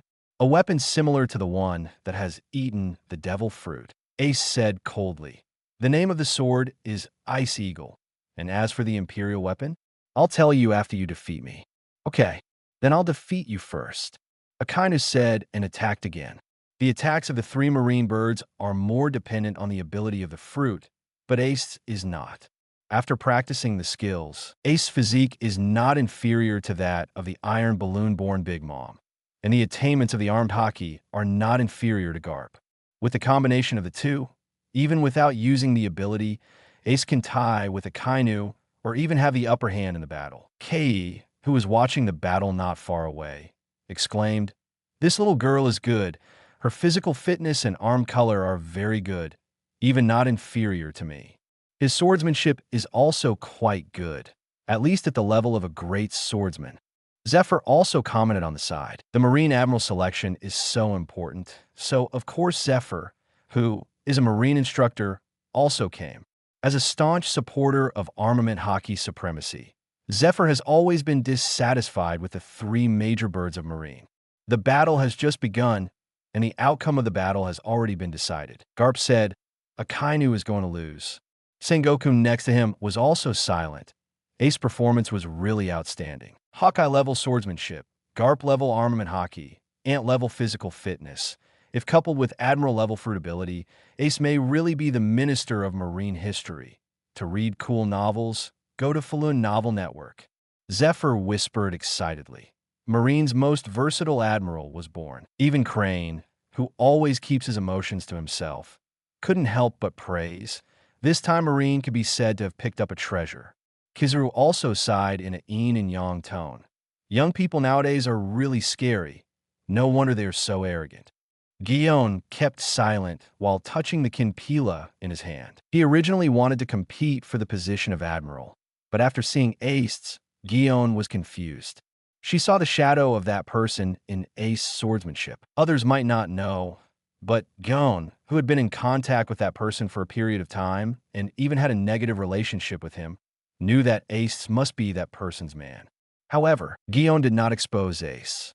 After all, she was just a part-time worker. Who should she favor between her husband and her boss? Is there any need to say this? Akainu, who had been suppressed and beaten, had a very gloomy face. He did not expect that Ace, this woman, could suppress him before using her ability. Such a strong physical fitness and armament hockey. This is simply a female version of Garp. No. Coupled with this creation technique, this woman is simply a female version of Garp plus a female version of Inkin. Any of his attacks can be cut off by the opponent's sword energy, and the most fatal thing is that the opponent's physical fitness is obviously stronger than his own. It can't be delayed any longer. Knowing that he would be embarrassed if he continued to delay, Akainu decided to go big. Chapter 66. The Thrilling Attack on Titan Plan. Meteor Volcano. Akainu's fists turned into lava and threw it into the sky, and the lava was assimilated to the ground as it fell. Ace saw Akainu's plan at a glance. The other party's move was nothing more than trying to change the venue. But is this possible? I won't allow this to happen. Freeze the earth. The terrifying cold air permeated, and the entire ground was instantly frozen. The lava that fell on the ice solidified at a speed visible to the naked eye, and then was frozen. Sengoku whispered in disbelief. How is it possible? Akainu's lava was frozen. Even Kizuru, who had always been sloppy, looked at this scene seriously, and his eyes became more nervous. What does it mean that Akainu's lava was frozen? This means that in terms of ability development, Ace is actually better than Akainu. But who is Akainu? If we really want to talk about the strength division, Akainu's strength is definitely the strongest among the three admirals, Zephyr said with great relief. Marine has really found a treasure this time. Garp whispered. That's not certain. Others may not know, but how can he, who is in cahoots with others, not know? If there was a question about Ace's identity before, it can now be basically confirmed. Ace is definitely the man of that unreliable father. Pay attention. The big one is coming. Ace's mouth corners slightly curled up, smiling evilly. It was obviously a beautiful smile, but Akainu felt a chill in his heart when he saw it. There are not a few people who had the same idea, and those officers who were watching from a distance felt a chill in their hearts. Is Ace terrible? No, to be honest, even the Empress Hancock, who is known as the world's most beautiful woman, can only be said to be as beautiful as Ace. But even such a beautiful woman, when faced with her stunning smile, everyone had no idea in their hearts, but just felt chilled. This is a matter of temperament. Binglan Admiral Army. As soon as Ace finished speaking, a group of ice cavalry appeared on the ground, and their number was even more than 30,000. Charge! The ice cavalry, like a torrent of steel, launched a suicide attack. Because it was covered by the cold air, everyone could only see the shadows inside flickering. 3 minutes later, as the cold air receded, Akainu, whose half body was frozen, stood there panting. The reason why he could continue to stand there was not because he successfully resisted the Binglan Admiral Army, but because he relied on his excellent physical fitness to bear it. Even so, Akainu at this moment was just relying on his will to hold on. Interesting. It seems that you are a tough guy. Ace looked at Akainu excitedly, with excitement flashing in his eyes. As we all know, Ace likes hard bones the most because hard bones are more interesting to tame. Just when Ace was about to take action, Sengoku jumped onto the battlefield. Sengoku scolded. Enough. Ace, you won this game. Ace paused, and then looked at Sengoku thoughtfully. Sengoku solemnly announced, from today on, you are the third Admiral of Marine, codenamed Binglan Admiral. What a disappointing old man. Ace still chose to stop. After all, she had to take the order of her boss into consideration. After all, he had just joined Marine. Seeing Ace not continuing to take action, Sengoku also quietly breathed a sigh of relief in his heart. No one understands the pressure of standing in front of Ace better than him. Looking at the woman in front of him with a face full of hesitation, Sengoku suddenly remembered the other party's information. After being stranded on a deserted island, she has been living by hunting wild animals, and her professional life has lasted for nearly 10 years. This is an extremely bloodthirsty, sadistic queen. Seeing Sengoku blocking in front of him, Akainu also breathed a sigh of relief in his heart. He is not afraid of death, but if he is beaten to death in a sparring match, It would be too unfair to die. Akainu finally fainted. After the doctor carried Akainu away, Sengoku said, "As a Marine Admiral, you should also attend the next meeting." Ace nodded without denying. Naval Headquarters meeting room. Gion, this is our new notebook. You could translate it. Sengoku handed the notebook to Gion. After Gion took the notebook, he deliberately said, "If I guess correctly, Ace also understands Chinese characters, right?" Ace's mouth curled up slightly and then sneered disdainfully. "You are worthy of me to be your translator?" Everyone, what an arrogant woman.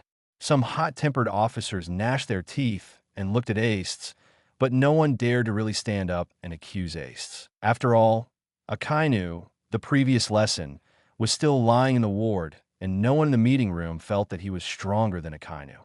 Gion's face darkened, but he still opened the notebook and translated. "I don't know why Wu Ming likes this kind of woman. Isn't her character too bad?" Gion complained viciously in his heart. "Wu Ming, is there a possibility that Ace has another attitude towards me? There's only one person in the world who can enjoy the tenderness of the Super S Queen. The implementation of the Kingdom of Light plan is more difficult than I thought, but in the process of the Kingdom of Light plan, I found a lot of good things. In the essence of the semi-finished light giant, I extracted a special cerebrospinal fluid. I found that this special cerebrospinal fluid can catalyze ordinary people into giants. But the disadvantage is that in this process, the special cerebrospinal fluid will burn the human brain. Even if it becomes a giant, it is a brainless giant." Kizaru, who was originally careless, lit up after hearing this familiar name. Others may not know what the Kingdom of Light plan means, but Kizaru and Sengoku know. Sengoku sighed worriedly. That person who traveled through time is really going to establish a kingdom of God on Earth. "Sengoku, what is the Kingdom of Light plan?" Garp asked carelessly, seeing that Sengoku knew about the Kingdom of Light. Sengoku listened, looked at everyone, and finally chose to announce the secret. "Alas, this is an extremely crazy plan." In another notebook, the time traveler caught the sparkling fruit ability user 100 years ago, and then a crazy idea came into being, that is, mass production of giants with sparkling fruit ability. This plan was called the Kingdom of Light plan by the time traveler. Doberman exclaimed, "Isn't this too crazy? Giants with sparkling fruit and in batches." Fortunately, such a crazy idea didn't succeed without that guy. Otherwise, it would be unimaginable. Indeed, this plan is too wild and crazy. Everyone in the conference room was amazed and terrified by the Kingdom of Light plan. But more of them were glad that the plan didn't seem to succeed. After seeing this, Ace sneered. Sometimes ignorance is also a kind of happiness. Kizaru and Sengoku looked at each other and chose to remain silent. They didn't dare to talk about the plasma spark tower. He Sheng reminded, "Ahem, don't be too happy too early. Things are not that bad." After hearing this, people suddenly woke up. Yes, although the Kingdom of Light plan seems to have failed, mass production of giants is also terrifying. Garp, who stuffed Sun Bei into his mouth, comforted him carelessly. "It's okay. Didn't he say that the giants he made were all brainless giants? They're just brainless giants. What's there to be afraid of?" After hearing this, everyone breathed a sigh of relief again. Indeed, mass production of giants has fatal weaknesses, which is good news. Gion did not comment, but continued to translate. "I decided to do some in-depth research on the Titans, and I named this plan attack on Titan Plan." Hearing this, Crane's eyebrows jumped. The talent of that time traveler can already be described as divine talent. If the other party studies this aspect in depth, it is possible to obtain some shocking results. In fact, just as Crane expected, the news she least wanted to hear came as promised. Gion quickly turned several pages and continued to translate. "Success. After nearly a year, I finally created the world's first true ancestor Titan, with normal human intelligence, far exceeding the strength and potential of the Titans. Unlike the Titans in this world, the ancestor Titan is as tall as 240 meters. I named it Emer Ancestor Titan. 240 meters? Everyone was shocked when they heard this. You know, the tallest humanoid creature still alive is San Juan Wolf, and his body size is less than 180 meters. The size of the original giant who was created was even 80 meters taller than San Juan Wolf, who ate the big fruit, which was already the size of a bald sea god. Garp suddenly muttered in a low voice, "Ymir? Why does this name sound so familiar?" Crane introduced in a low voice, "The giant conqueror 200 years ago, who was called the strongest giant of Elbaf by the giants. But didn't he die? It is said that his body was dismembered." Crane had heard of Ymir, a legendary giant who left a deep mark in history books. After all, being a Marine staff officer also requires understanding of history. Elbaf is the world's #1 power, and Ymir has made Elbaf a great ruler of the country again. How could she not be familiar with such a person? Crane suddenly realized Ymir was created by a time traveler. No wonder his origin is unknown, and many giants even suspect that he is not a giant at all. The name Ymir is very complicated in the beliefs of the giants. There are as many giants who worship him as there are giants who hate him. Although Ymir is powerful, he does not follow the traditions of the giants. Although Ymir makes Elbaf stronger, Elbaf also declines rapidly after his death. If this news gets out, it will be a secret that can shake the entire sea. Kaji sighed in a low voice. Doberman complained, "If Charlotte Linlin knew about this, she would go crazy, right?" Zhanghua said gloatingly, "It seems that the man has made some plans in Elbaf, but he seems to have failed. No matter what the time traveler has planned in Elbaf, his pawn is dead anyway, and Elbaf is now falling apart. A country is divided into 9 warlord forces, and the whole country is in endless civil strife." Guillaume listened, and a trace of worry flashed in his eyes. "It turns out that you haven't always been smooth sailing." Guillaume sighed in his heart. Sengoku ordered, "Guillaume, continue translating the following content. I want to know what plans he has in Elbaf." Guillaume nodded. Ymir, that idiot, actually chose to go to Elbaf because of the so-called sense of identity. But it doesn't matter. The attack on Titan plan has been studied almost, and it's not bad for Ymir to go to Elbaf. After all, Elbaf is known as the world's most powerful country in later generations, and it may be related to the legendary giant country. It's also good for Ymir to go there. Hearing this translation, Sengoku sighed depressedly. "So it's not the time traveler's plan? I originally thought that the time traveler would also fail, but now it seems that I am wishful thinking." Suru shook his head and denied. "No, he is just going with the flow, and it's not wrong to say that it's a plan." Sengoku urged, "Guillaume, continue to translate the following content." Looking at the results in my hand, an evil idea suddenly surged in my mind. I don't know whether I should carry out this evil plan. What kind of plan can make that time traveler think it is evil? Sengoku looked at Guillaume nervously. Even Kazan stopped eating senbei and looked at Guillaume nervously. If the shameless old father calls it evil, it must be something without bottom line. The final result of the giant plan is a virus, which I call the giant virus. Now there is an opportunity to cleanse the world in front of me. How should I choose? As long as I break this virus, it will spread throughout the world within 3 years. By then, 80% of the world's population will be infected and become brainless giants. With the help of the rumbling commander, I can control these giants to attack the red line. Although I don't know what trump card the world government has, in front of endless brainless giants, even the red line can be crushed, right? Sengoku. Suru. Both Sengoku and Garp were scared pale after hearing this translation. Garp never thought that his SP father almost destroyed the whole world. No wonder that old BD thought the plan was evil. This is not a question of whether it is evil or not. This is clearly anti-human. Dissatisfied with the rule of the world government. You want to cleanse the whole world? Dad, can you not be so strong in 1.3? After the shock, there is endless relief. Now, they are still alive and well, and the attack on Titan incident has not happened in the world. This is enough to show that the time traveler gave up the plan to cleanse the world. Anyone who hears that their world is almost destroyed will probably be scared to death, not to mention that they are the guardians of order. This matter must be reported to World Conquest. Although we don't know why the time traveler did not use the Titan virus, we must be prepared. Sengoku said firmly. Even if he had a problem with the world government, Garp chose to stand on the side of the world government at this moment. There was no other reason. It was simply because the minister virus was too scary. If there were no countermeasures, it would be like a sword hanging over everyone's head forever, and no one knew when the sword would fall. This kind of life of wandering all day long is something that no normal person would want to live, let alone these marine strongmen. Gion continued translating the following content.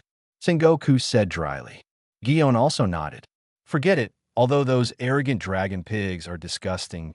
We can't let innocent people in the world be implicated because of these things. Let's keep this virus. I hope there won't be a 10-day period in the future when this virus will be used. Seeing that the time traveler really gave up the evil plan, everyone breathed a sigh of relief. But they were still a little hesitant. Nothing else, just because the giant virus is still there.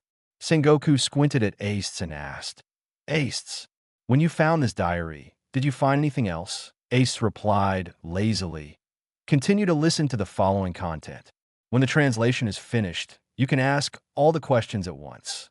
Sengoku frowned, and then could only helplessly signal Gion to continue translating.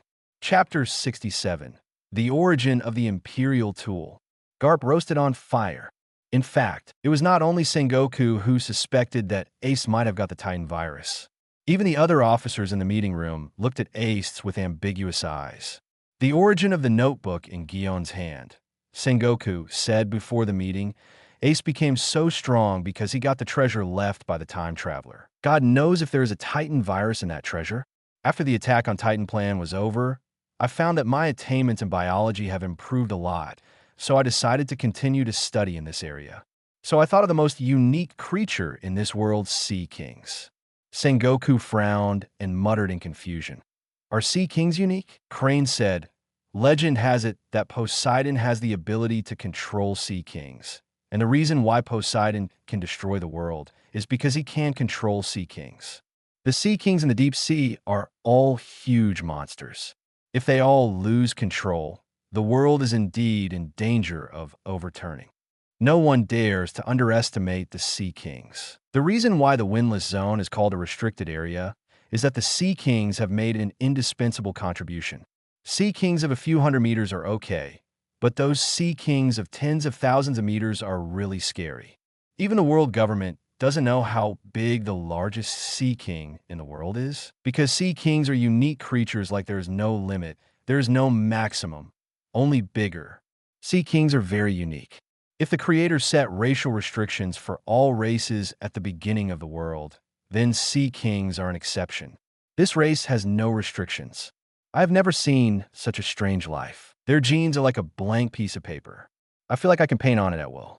I even suspect that Sea Kings may be a biological weapon, because the genes of Sea Kings are too simple, just like ordinary animals, but this is precisely the most complicated thing about them. What the hell? The officers in the conference room frowned. They're all warriors, and they really don't understand biological genes. Kizuru, who had protected Vegapunk for a period of time, explained, what the time traveler meant was that the genetic structure of the Sea Kings was too simple, and he could even splice or even create mixed Sea Kings at will. The crowd did not understand the deep meaning of Kizuru's words. Only Ace looked at Kizuru with some surprise. It seems that there are still smart people in the naval headquarters. Ace thought to himself, 30. I decided to let my men collect the genes of Sea Kings of different forms, and then merge them to create a new generation of Sea Kings. I even thought of the name. These Sea Kings created by me will be called dangerous species. Kizuru couldn't help but sarcastically said, it's terrible. This time traveler is really afraid of chaos in the world. Does he think the sea is too calm? So he wants to find some fun in this sea. Kizaru really thinks that the time traveler deserves to die. The Sea Kings in the deep sea have always been a natural enemy of all intelligent life.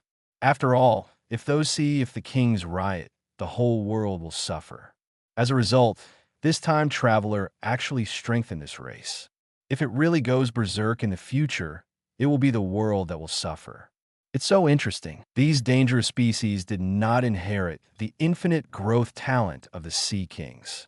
Their size seems to have been restricted, but some special abilities have also been born. Hearing that the size of those dangerous species was restricted, Kizaru was quietly relieved. Since the genes of these dangerous species can be applied to the bloodline factor of demon fruit power, can I use the bloodline factor of demon fruit power on the dangerous ones? Let these dangerous species have the ability of devil fruit? I succeeded. I created a real high-risk, dangerous species. Let's call it Tyrant, a dangerous species with adaptability to the environment and the strongest shell. Hearing the name Tyrant, Garp couldn't help but touch the short sword that he had been hiding in his arms. Is this your origin? Haunted by evil spirits. Garp whispered in his heart. Ace looked at Garp meaningfully, and Garp's physical fitness makes the haunting demon suitable for him. Deyot, what does my dear mean? He actually sent the haunting demon to Garp? Does he think his son didn't die early enough? Ace thought. The side effects of the haunting demon are undoubtedly fatal. If the old Garp continues to use the haunting demon frequently, Garp will not live long. Thinking of this, Ace looked at Garp with some pity.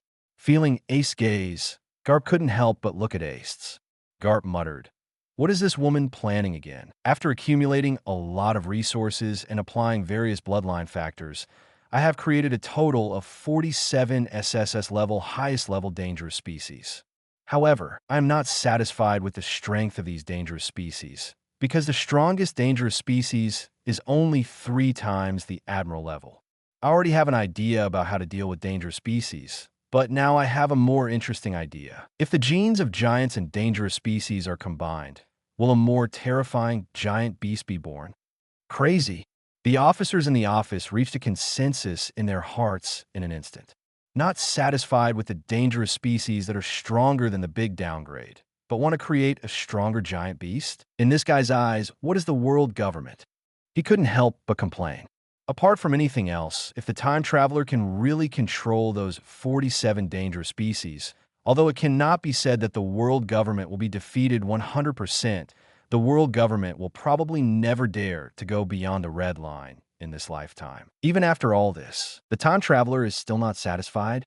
The hundreds of Admiral-level strongmen of the Taikila Wolf, plus the 47 dangerous species, this configuration can probably overthrow the entire world government, right?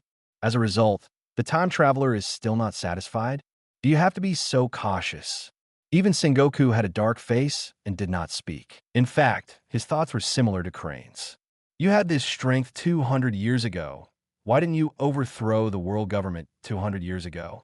You have to drag it until now to put pressure on Marine? The reason why I'm not satisfied with the dangerous species is mainly because the lifespan of these creatures is too short, only a few hundred years, and secondly, the intelligence of these dangerous species is too low. Their IQ is actually only slightly higher than that of ordinary beasts. Such intelligence does not match the strength of the dangerous species at all, so the dangerous species can only be regarded as a failure. Sengoku, the officers in the conference room. This is too outrageous. A monster far beyond the Admiral level was judged as a failure by the Traverser? Thinking of this, the Vice Admirals who were not Admiral-level warriors fell into deep thought. When did the qualification line of strength become so high? Kizaru suddenly realized. So that's it. That guy actually wants to create a perfect biological weapon. The Traverser's series of practices and ideas all tell one thing. That is, he wants to create a perfect biological weapon, just like the pacifists that the world government is studying. But to be honest, the pacifism of the world government seems to be incomparable to the dangerous species. If it is according to the requirements of the Traverser, those pacifists are definitely unqualified. After all, pacifists are a group of robots without their own will. According to the Traverser's requirements for wisdom, such robots are garbage. Because the world is different. Is the vision different from that of people in our world? Thinking of this, Kizaru couldn't help but look at Ace. Kizaru found that he seemed to have discovered a character flaw of the time traveler. That is, he pursued perfection too much. After destroying all the dangerous species I created, I used the unique organs of the dangerous species and my unique production process to create 48 weapons. I named these weapons Taigu. This is the origin of Taigu. There are weapons created from the main organs of a group of biological weapons that are considered to be failures. Everyone in the office suddenly realized and then looked at Ace curiously. Those weapons made with the main materials of dangerous species that were considered to be failures, after being turned into weapons, seem to have become more perfect. Let alone, Ace's freezing ability is no less than frozen fruit. Doberman complained. Because of his low IQ, he was made into a weapon and given to intelligent people to use. This time traveler is really extreme, Sengoku said with a look of relief. We should be thankful that the time traveler eliminated those so-called dangerous species. If those dangerous species are allowed to reproduce in this world, it will be a real disaster. Garp listened and glanced at his old friend with some pity. He seemed to know what the giant beast that the father who pitted his son was talking about was.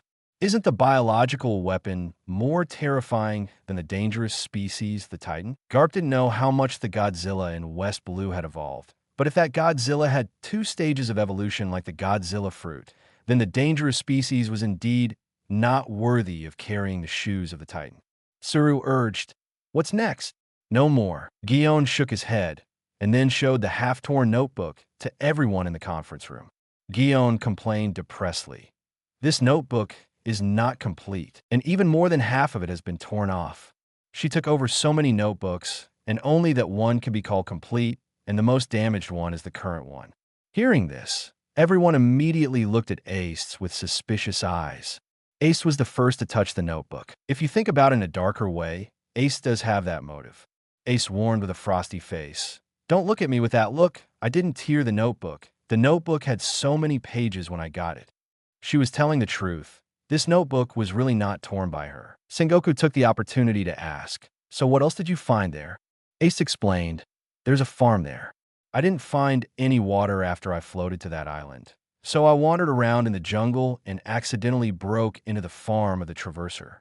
My place was abandoned, and then I saw a cup in his base, which was full of red blood. At that time, I was so thirsty that I couldn't stand it. So I drank the blood in the cup." He asked, "So the blood in the cup is?" Ace nodded and admitted, "Yes, that's my Taiga magic god appearance devil's essence." Kizara frowned and said, "Blood type Taiga?" The form of this Taigu is really strange. It is actually taken orally, just like a genetic medicine. Ace also sighed with a regretful tone. The form of the Taigu is determined by the special organs of the dangerous species. There were actually 3 Taiga there at that time. Unfortunately, each person can only use 1 Taigu. When I returned to the island later, the 2 Taigu had been taken away. Sengoku keenly grasped the key information and asked with narrowed eyes, "So, there are other Taigu flowing out of this sea?" Ace nodded. "I think it should be like this.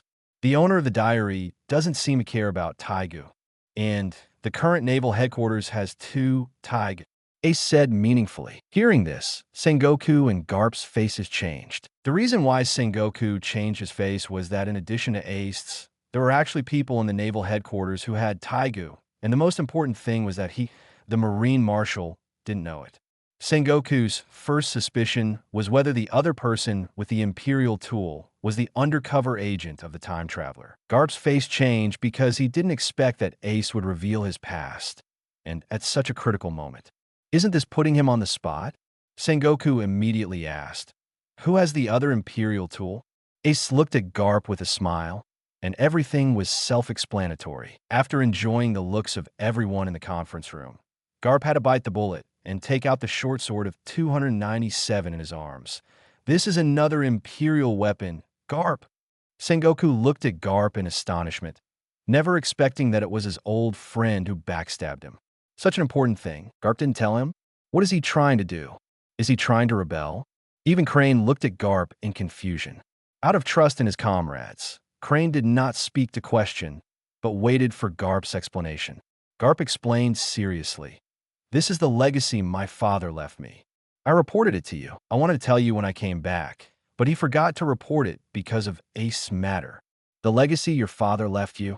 Sengoku squinted at Garp, his eyes full of suspicion. It seems that Marine Admiral Kazan defected because he accepted his family's inheritance? Could it be Garp? Sengoku was a little suspicious of Garp. After all, there were precedents. Sengoku asked in a suspicious tone, "By the way, didn't you say that your father left you a devil fruit? And it has no side effects, and the name seems to be Titan species.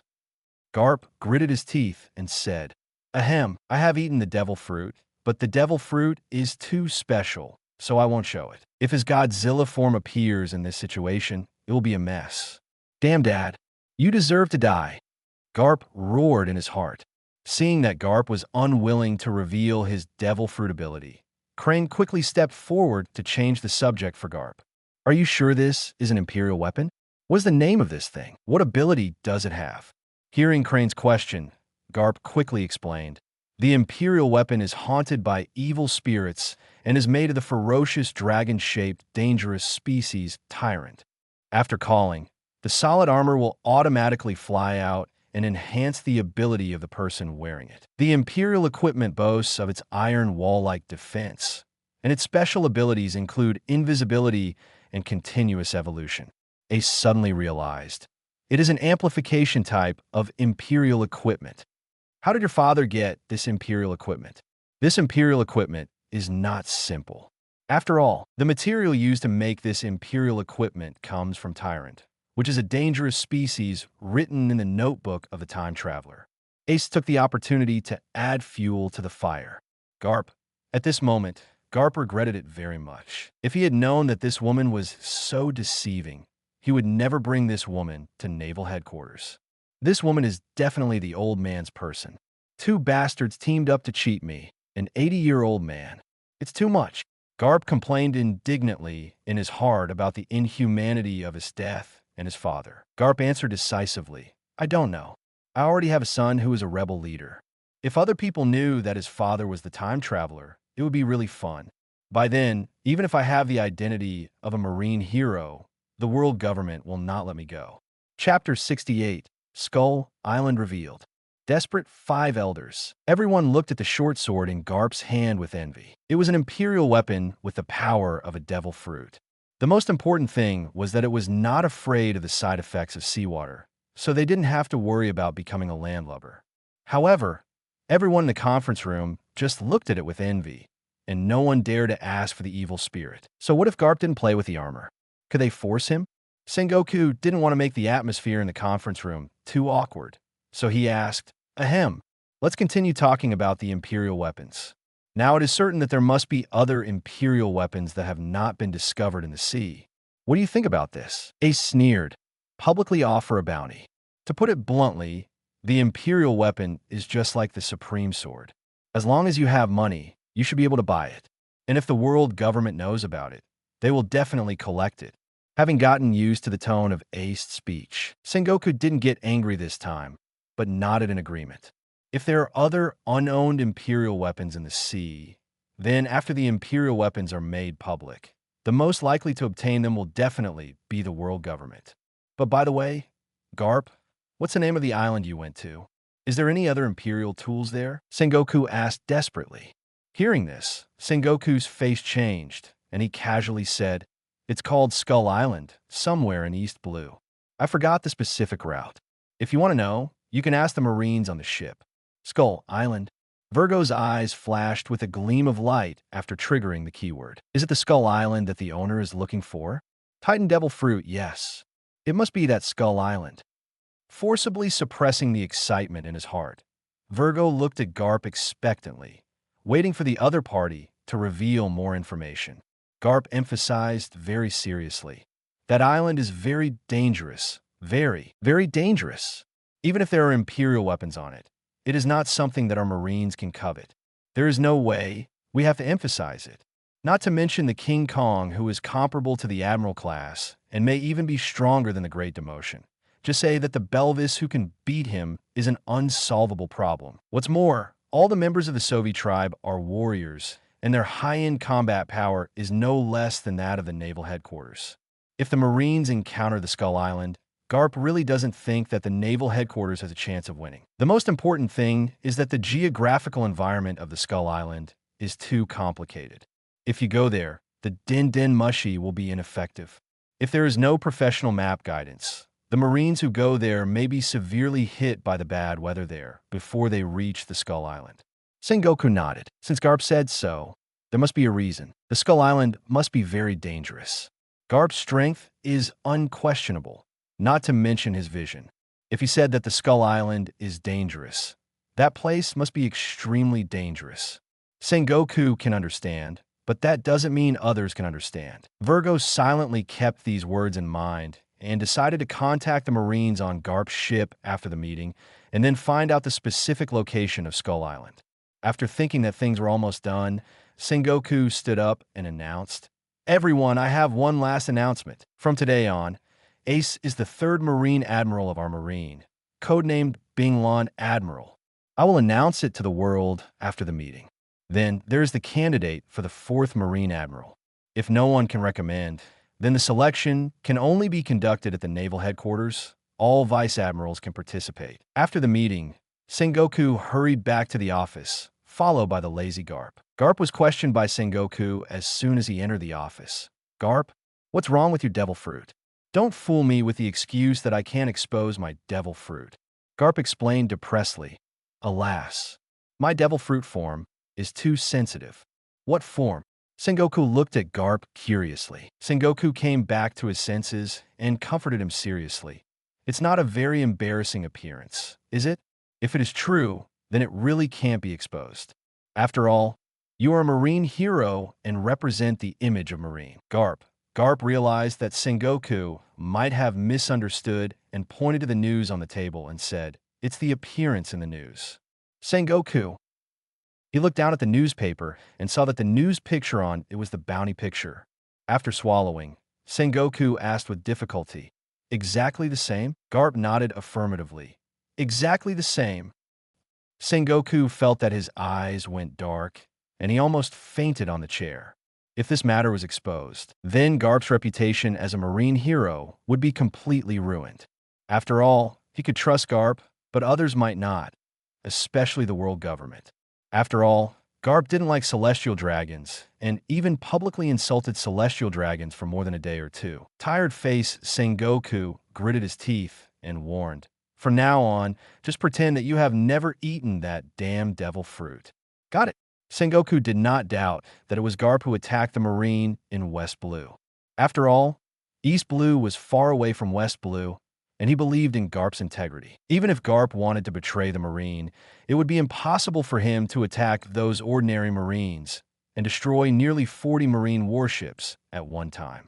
By the way, the monster in the news is called Godzilla, a Titan monster known as the King of Monsters, and this is not his final form. It is said that the final form of this monster can destroy the entire world. You'd better report this matter to the world government so that they can be prepared, so that they won't be taught a lesson by that monster again.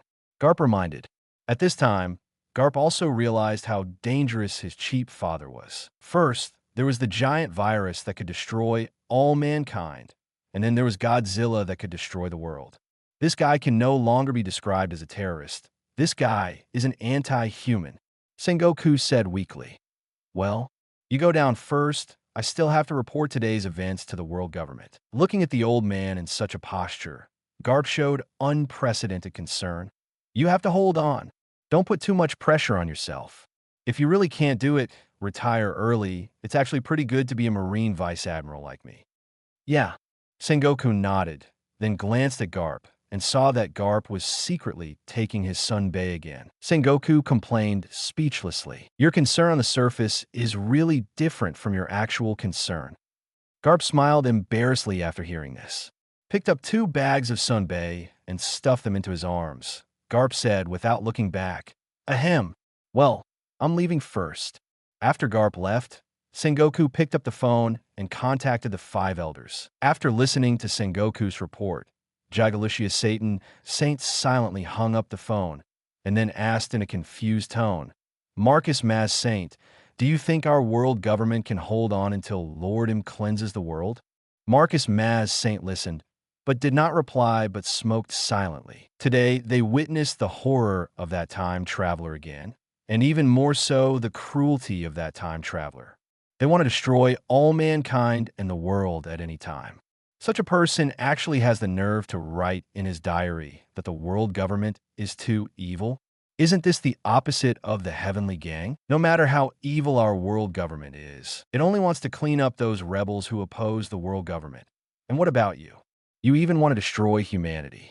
St. Topman Vouchery said with a sinister look on his face. At all costs, search for that damn time traveler and his forces. St. I Zambaron v.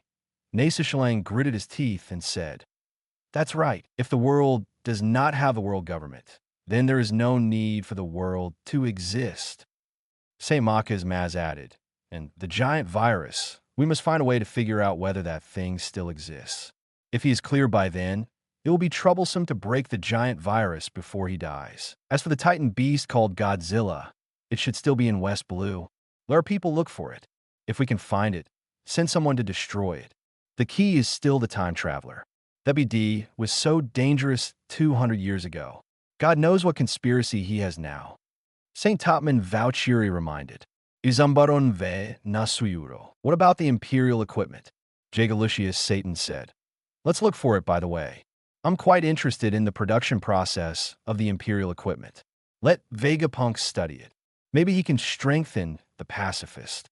Compared to the giant virus and the Titan, the so-called imperial equipment is not so important." Speaking of the Titan, I remembered one thing. Kaido seems to have been looking for the Titan. The evil thief seems to know something.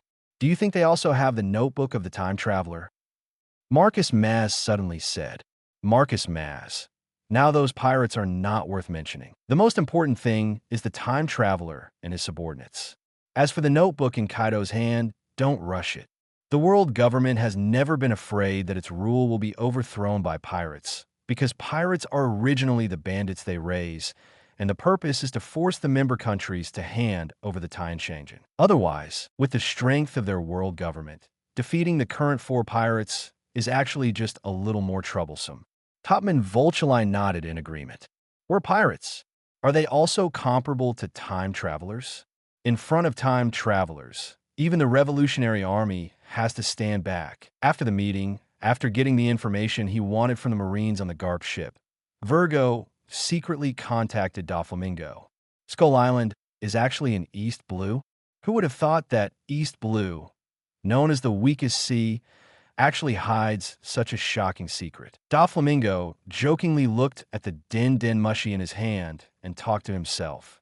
Pika, send someone to East Blue, go quietly, and then go to this location to find out if Skull Island is there. Doflamingo called his most trusted subordinate. Pika nodded. Thinking of Virgo's reminder, Doflamingo said with some worry, "Don't go there yourself. I heard it's quite dangerous there. Just find a few loyal cannon fodder to test it out." "Yeah." Pika nodded again. Looking at Pika's back, Doflamingo shook his head helplessly. "Although Pika is loyal, I am too old-fashioned." Doflamingo ordered Toripole not far away. Toripole, send people to the sea to find out about the Imperial equipment. Those Imperial equipment are comparable to Logia Devil Fruit. As an adult, Doflamingo knows that greed should be extreme. It is said that he wants the Titan. He wants the Imperial tool even more. It would be even better if he could get the Titan virus. Thinking of this, Doflamingo's eyes flashed with heat. Doflamingo whispered, "So-called time traveler, you must let me watch the collapse of the world government." Time passed quickly. In 3 days, it passed unknowingly. Marine Marshal's office.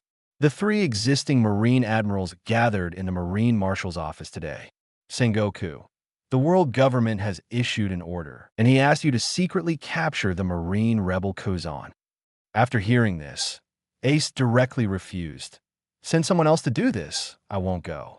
Kazan's ability is similar to mine, and its frozen fruit may be more restrained than mine."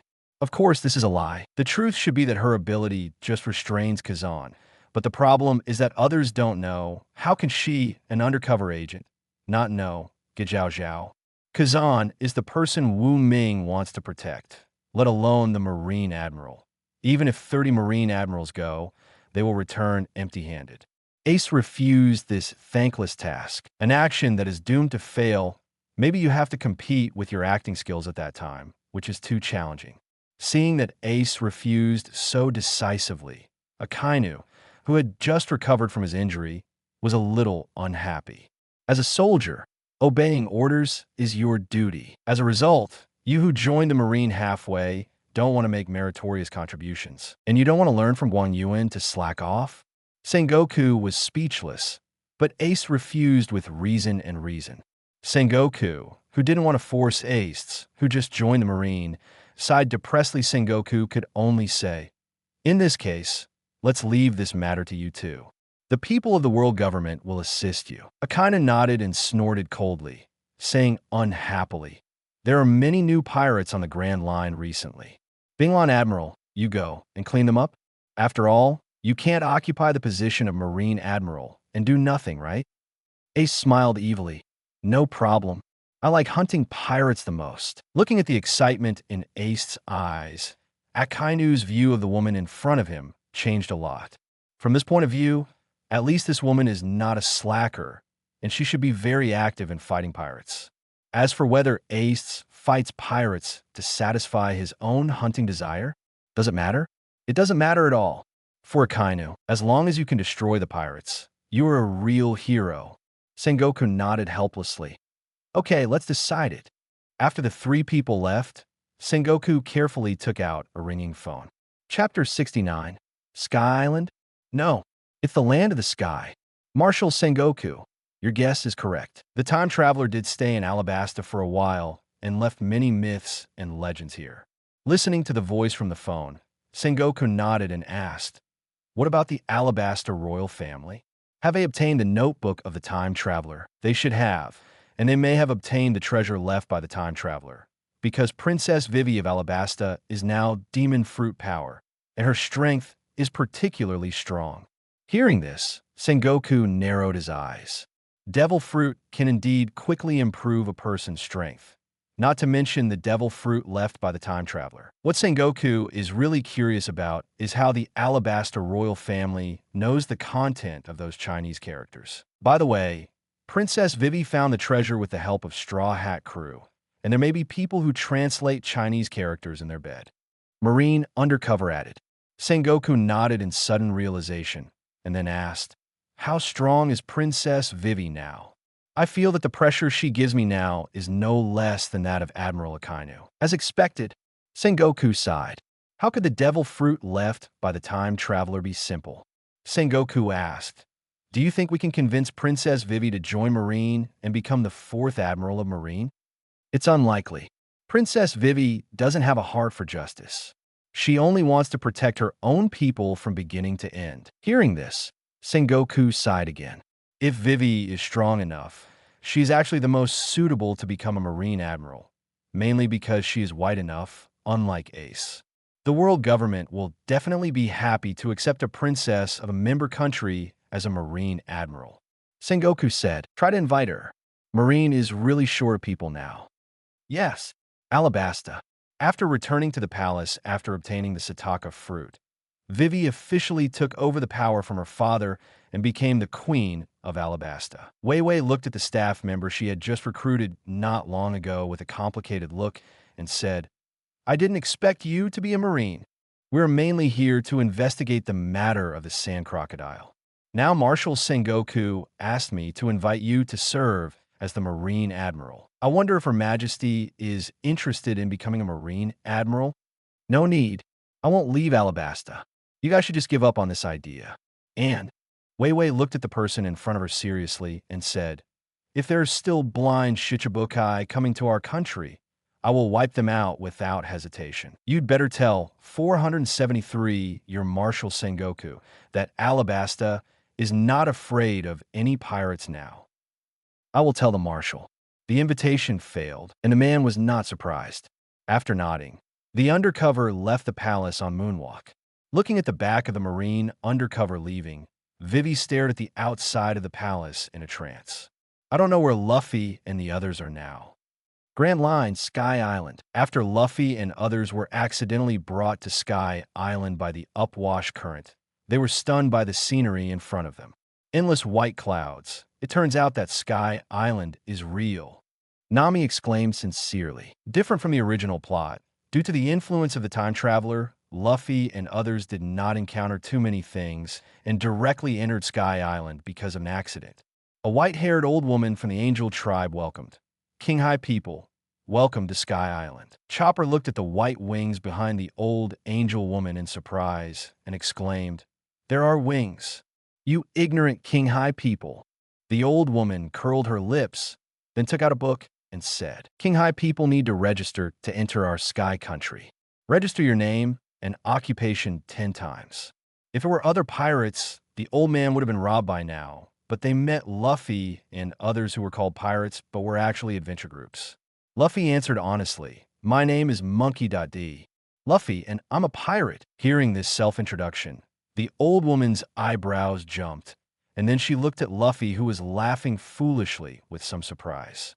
The old woman couldn't help but complain, "It's rare to find a pirate as stupid as you." After complaining, the old woman tempted, "When you see me, an old woman carrying so much gold, don't you have the desire to rob?" "Ah." Luffy looked at the old woman in confusion, and then complained with disdain, "Why should I rob you? Isn't it yours? This thing can't be eaten." "Old woman." The speechless old woman glanced at Nami next to her, and then asked, "Is this idiot your captain?" Nami smiled embarrassedly. As a pirate, Luffy is undoubtedly a failure, but it is precisely because of this that she is willing to follow Luffy. After writing the 3 words adventure group on Luffy's occupation, the wife asked casually, "Tell your name too." Robin saw this scene and didn't stop it. In his opinion, the Straw Hat Pirates should indeed be called the Adventure Group. "My name is Nami. I'm Robin." After all the members of the Straw Hat Pirates had registered, the old woman put away the book and explained, "In our sky country, our trading currency is soil. You'd better find out if you have soil on your ship. If not, I advise you to return to King High as soon as possible." Nami, who was the most greedy, looked at the angelic old woman in front of her with a confused face. "Soil? Is this the legendary money like dirt?" Nami's eyes lit up, and she keenly grasped the business opportunity to get rich and asked, "Can I exchange the soil for the gold on your body?" The old woman nodded without thinking. "Of course. I will exchange the weight of gold with you for the weight of soil you bring." Hearing this, Nami excitedly grabbed Luffy's neck and urged, "Look, Luffy, quickly search all the mud on the ship for me. I want to exchange it for gold." The old woman who saw this scene reminded meaningfully, "Little girl, I think it's best to wait until you are about to leave before exchanging it. After all, gold is not a trading currency here, as the external brain of the Straw Hat Pirates." Robin calmly advised, "Nami, calm down. Even if you want gold, wait until we are about to leave before exchanging it, lest we starve to death on Sky Island at that time." At this time, the excited Nami also calmed down. "Okay, let's explore this sky country first," Nami decided. As soon as the voice fell, the originally clear sky suddenly became cloudy, and a thunderbolt suddenly fell from the sky, and then fell heavily on the face of the Straw Hat crew. A long-eared man with a pair of huge white wings behind him and a very tense tone asked, "Are you Straw Hat Luffy?" Seeing Lai Rang, the old woman hurriedly saluted and said respectfully, "Meet the Thunder Admiral Army." Luffy frowned and looked at the man in front of him who he didn't know at all and asked, "Big Ears, who are you? Why do you know me?" Enel introduced himself. "I, Enel, the Admiral Army of the Kingdom of the Sky." "Then why do you want to see me?" "Fight," Luffy asked straightforwardly. Enel was stunned for a moment after hearing this, and then nodded. "About the same." Enel urged, "Come with me. The king will meet you, and the fight will come later." After Enel finished speaking, he didn't care whether Luffy and others agreed or not, and led the way directly in front. Usopp asked fearfully, "Do you want to follow?" Robin said, "Let's go over and take a look. They seem to know me well. Besides, it's not good for us to refuse the king's invitation." Luffy nodded, and then followed Enel with the crew. After the driver's ship sailed for a while, everyone saw a huge city made of gold. What stands in front of you now is our Sky City. It is also the capital of our country of the sky. How about it? Are you shocked? King High people, Enel boasted proudly. Nami said incoherently, "Yellow, gold walls? No, this is a city built with gold. How happy are the people living in this city?" "Robin, help me. I feel my legs are a little weak," Nami said excitedly. Even Robin, who is used to big scenes, was shocked by the golden city in front of him.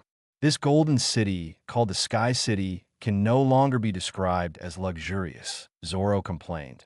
You use gold to build the city. Aren't you afraid of pirates coming to rob it? It is true that some pirates from King Hai have set their sights on the Sky City, but they were all turned to ashes by my thunderbolt.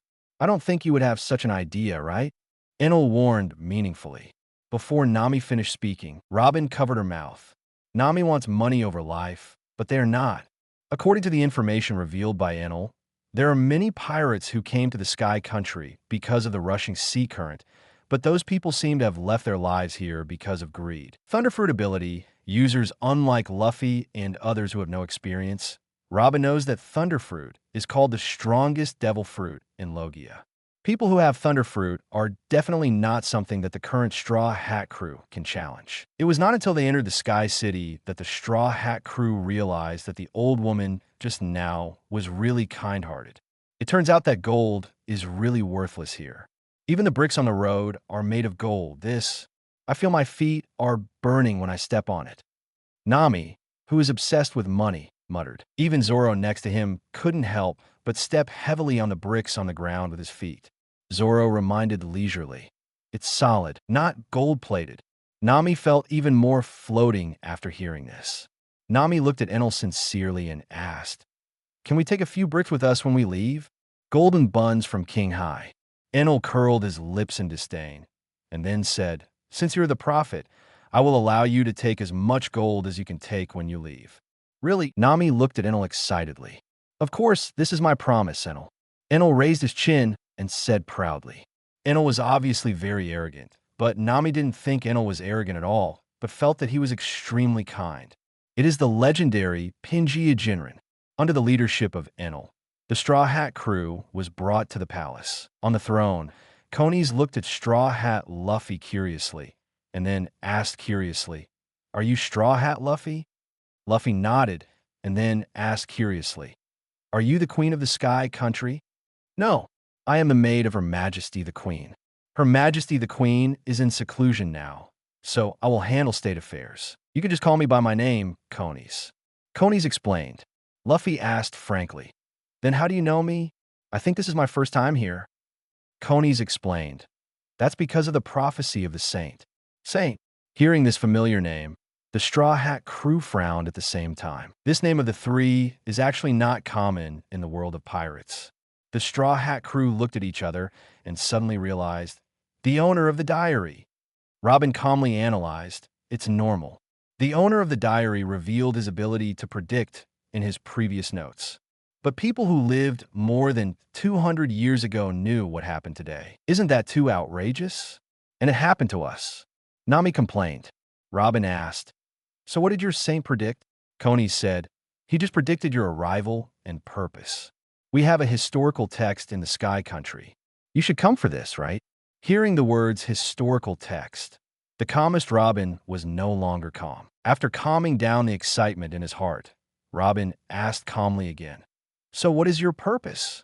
According to the saint's prophecy, Joy Boy, as the Horn of Freedom, needs to go through the test of thunder.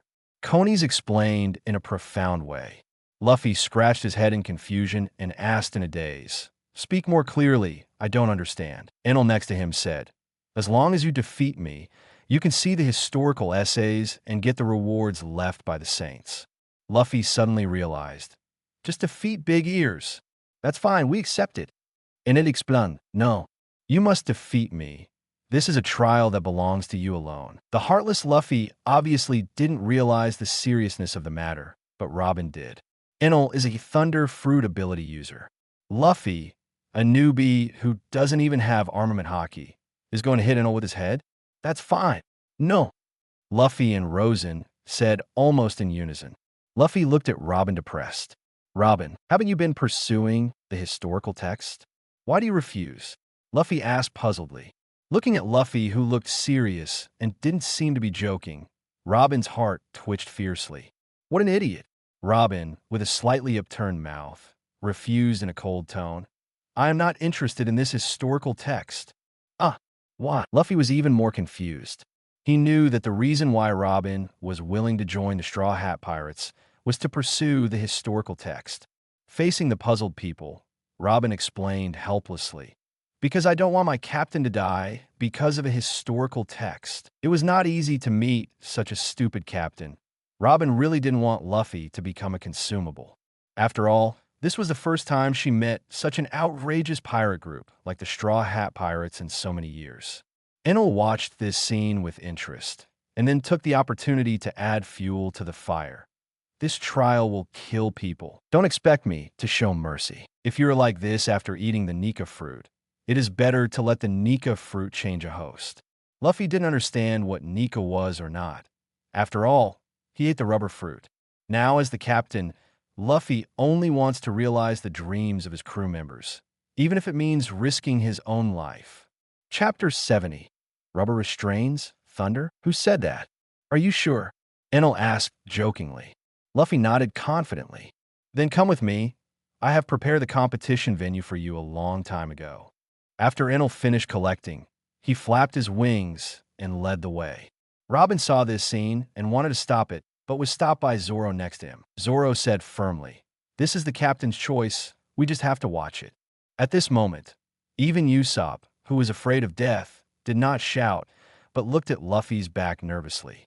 Konis asked, "It seems that you seem to trust your captain very much?" Sanji smiled evilly. "Of course. He is our captain, the man who will become the Pirate King." Konis said, "He will die." Zoro, "If Luffy dies, we will go to the final island with his dream." Hearing this, Konis looked at the Straw Hat crew deeply and said, "No wonder the Saint predicted your arrival. You are indeed different from ordinary pirates." Konis looked at the guard next to him and asked, "Locky, do you think the Straw Hat Boy can win?" "Don't ask me, since the Saint said that the Straw Hat Boy is special. Then he must be special."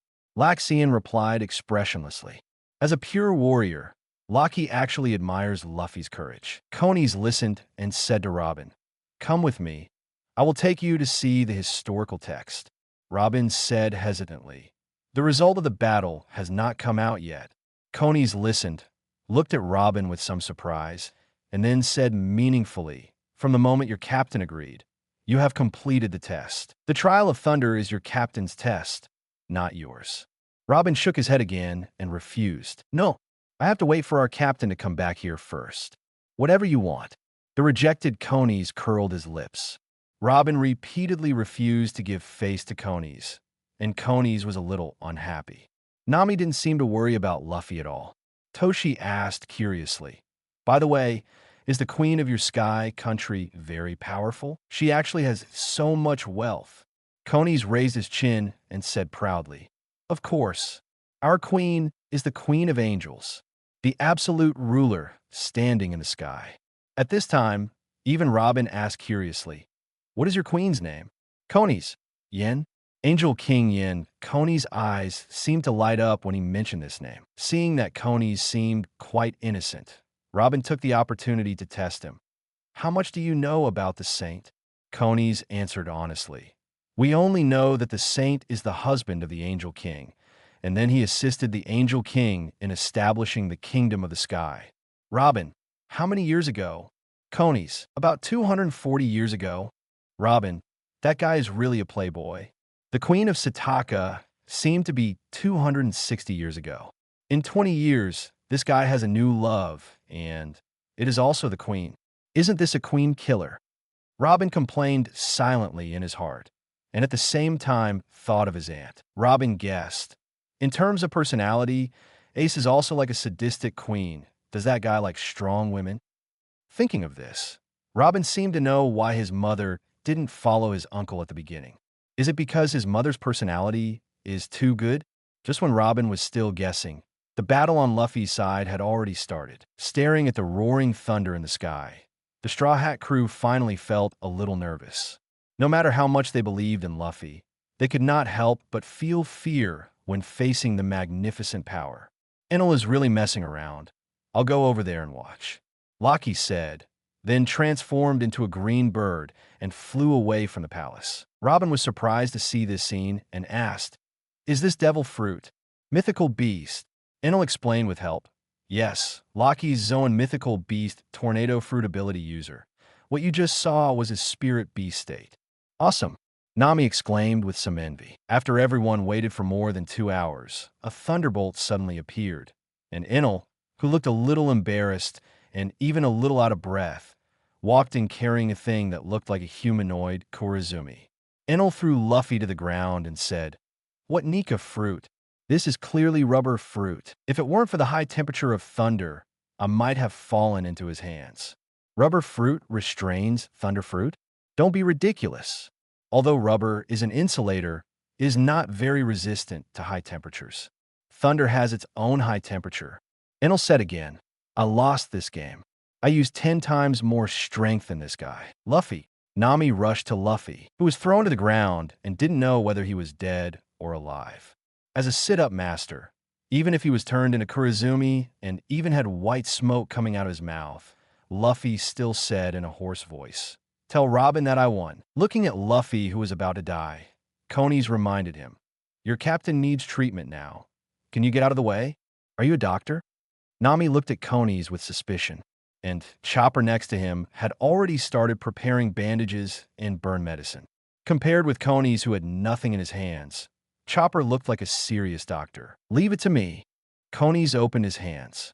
Healing wave. The white light enveloped Luffy. After the white light went up, the originally charred body Luffy miraculously recovered. "Okay, your captain's life is saved, and the next step is to hand it over to your ship's doctor," Konis said. Chopper next to him looked at this scene in surprise, and then asked enviously, "Is this also the ability of the devil fruit? Is it the legendary Dr. Fruit?" Chopper, where is the Dr. Fruit in the world? This is clearly the healing fruit, Nami refuted seriously. Listening to the conversation between the two, Konis' face darkened, and then explained, "I am the user of the attachment cloud fruit, not the healing fruit, and I am the user of the Zoan fruit, which has nothing to do with paramecia." "Okay, the maid will take you downstairs to rest later. If you have anything to say, we will talk about it after you wake up." After Konis finished speaking, he called the maids next to him and asked them to take their straw hats and go down to rest for a while. After the straw hat crew left, Enel asked in confusion, "I don't feel that there is anything special about this group of people. Why does the saint care about them so much?" 11. What kind of existence is the saint? Even an admiral-level strongman like him is like an ant in the eyes of the saint. And why does a rookie like Luffy get the attention of the saint? Loki said, "I don't know, but the saint must have a reason for doing this." Konis also put away the innocence on his face at this time and asked very seriously, "Enel, remember the task given to you by the saint?" Enel nodded depressedly and said weakly, "I know. If Straw Hat Luffy is fine, I have to get on a ship and then go on an adventure with the Straw Hat crew." "What else?" Konis stared at Enel sharply. Enel continued, "Find more work for the world government on the way, and keep an eye on Straw Hat Luffy. If you meet a kid named Momonosuke in the future, give him electrotherapy every day and try to get rid of his lust." Seeing that Enel had not forgotten his mission, Konis nodded with satisfaction. "Okay, you guys go down too. I'll go see Her Majesty the Queen." After saying that, Konis turned and headed towards the direction of the harem. After arriving at the door of the Queen's bedroom, Konis respectfully reported, "Your Majesty, the Straw Hat Luffy predicted by the Saint has arrived in our sky country, and they have just passed the test." "Oh, they actually passed the test." An ethereal voice came from the room, and the owner of the voice also had a bit of surprise in his tone. "Konis." "Yes." The person in the room said again. "Then do as he said, take them to the treasury, and let them choose 3 treasures." "Yes." Konis nodded and retreated. East Blue.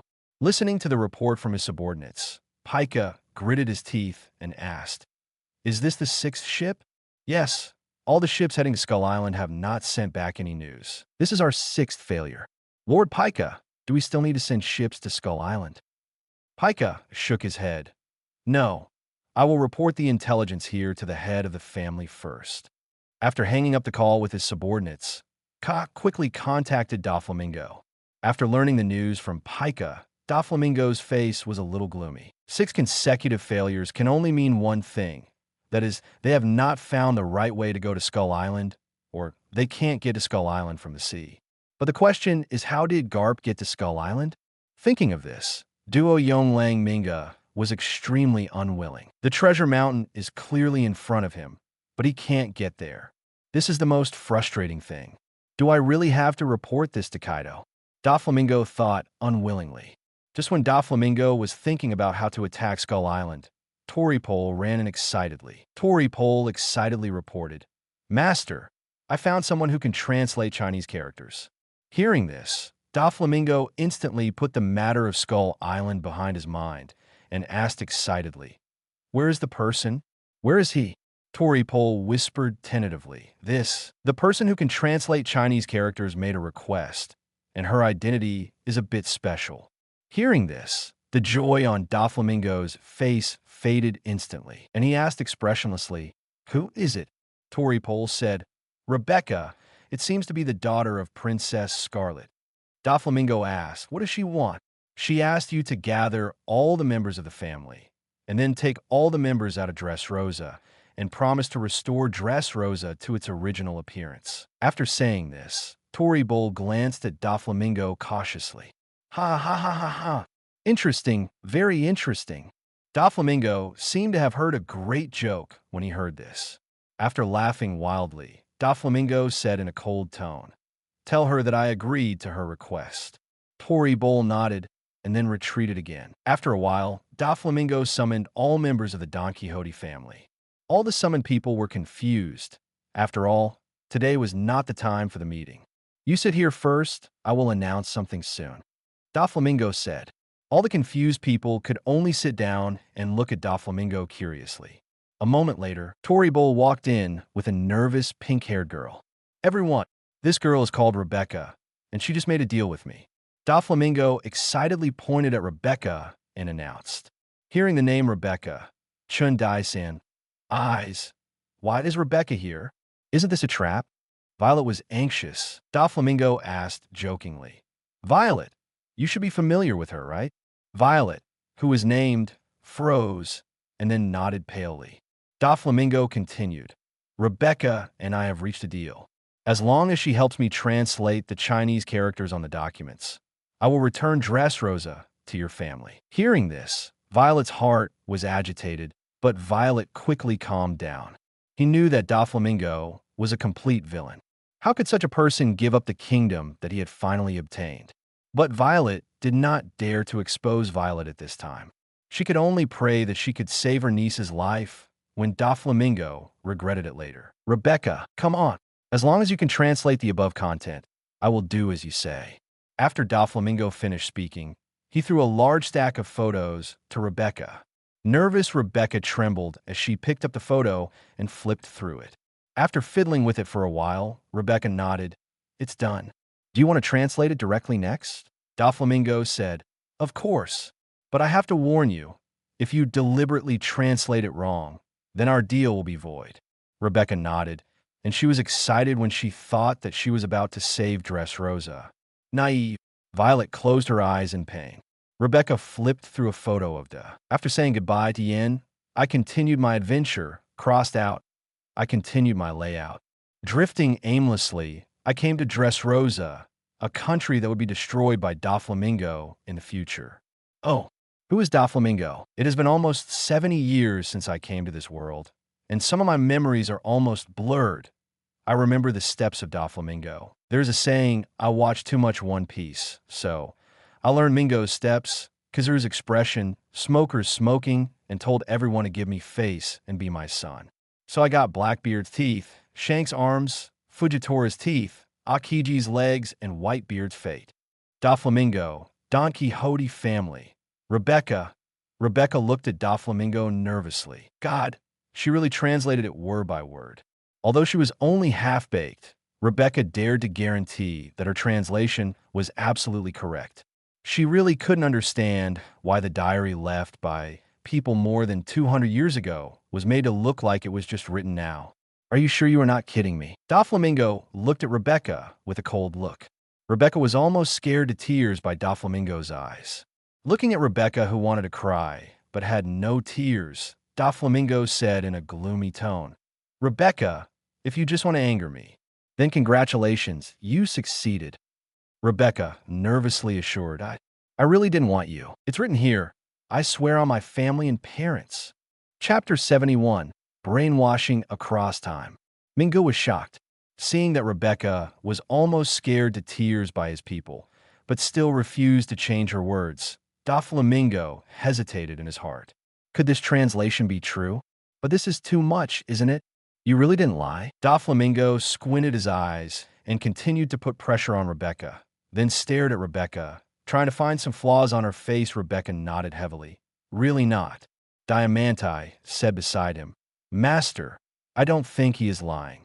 After all, this woman would not say such stupid things at the beginning. Isn't it obvious that she's playing tricks on us? Violet nodded and said, Master, I can guarantee with my life that Rebecca was definitely not lying just now. Facing the advice of his subordinates, Doflamingo asked hesitantly, So, her translation just now was true? Tory Bull nodded. The translation is true. Then my walking pace is really arrogant? Doflamingo asked depressedly. Everyone nodded in unison. Doflamingo's walking posture was more than arrogant. Baby, Five said frankly, more than arrogant. If you were not our boss, I would break your legs and let you experience the feeling of sitting in a wheelchair. Doflamingo, ahem. Let's talk business. Doflamingo had no choice but to change the subject. As for his arrogant walking posture, he has been walking in this posture for almost his whole life, and it is impossible to change it. Moreover, as a former celestial dragons, and now Shichibukai, what's wrong with walking arrogantly? What's wrong? Doflamingo, my walking posture and Kazura's expression, smoker smoking, these are all understandable to me. After all, Marine Admiral Kazura's expression is indeed a bit wanting to beat him up. As for the 847 smoker, I don't know him. Diamante said, it is probably also arrogant. Otherwise, the owner of the diary would not have written it specifically. Tory Bull added, as for the latter part, tell everyone you meet, give me face, be my son. This part is a bit difficult to understand. After all, the owner of the diary did not write a name. Rebecca, who was responsible for translation, felt that she should show her ability and raised her hand and said, speaking of being my son, this should be Whitebeard, right? It is well known that Whitebeard likes to have a son. Doflamingo nodded and said, this should be the catchphrase of several people, but these are not important. What is important is the latter part. Tory Bull. So we got Blackbeard's teeth, Shank's arms, Fujitora's teeth, Akiji's legs, and Whitebeard's fate. Blackbeard's teeth are definitely incomplete. It is said that the arms of the Marine Four Emperors were lost in East Blue. This passage should mean their respective defects. As for Fujitora, it should be the code name of a Marine Admiral, but there is no such Marine Admiral now. This should be the code name of the future Marine Admiral. Master, the owner of this diary can predict today's events 300 years ago, so he can definitely predict things in the distant future. There must be a Marine Admiral named Fujitora in the future. Tory Bull said excitedly. Is the code name of the future Marine Admiral Fujitora? Doflamingo nodded thoughtfully. Speculating in this direction, Doflamingo asked, since it is a defect, does it mean that the defected Marine Admiral Akiji will fail in the future? Even lose his legs? Diamante calmly analyzed. It is likely to be like this because Akiji's legs are not broken now. It seems that the new Marine failed and his legs were broken. As for the final fate of Whitebeard, it seems that Whitebeard was also beaten to death in the end. I don't know which force killed him. The strongest man in the world was killed. This is really a shocking revelation. After listening to Diamante's analysis, everyone in the conference room was excited. It was just a short translation, and even this short paragraph had some jokes. But the information revealed by this paragraph shocked everyone. The future Marine Admiral is called Fujitora. The new Marine will fail, Akiji will break his leg, and even Whitebeard will be killed. These are extremely important news, because they involve either the New World Four Emperors or the Marine Admiral. Aha, I knew it. I knew that these contents are worth translating.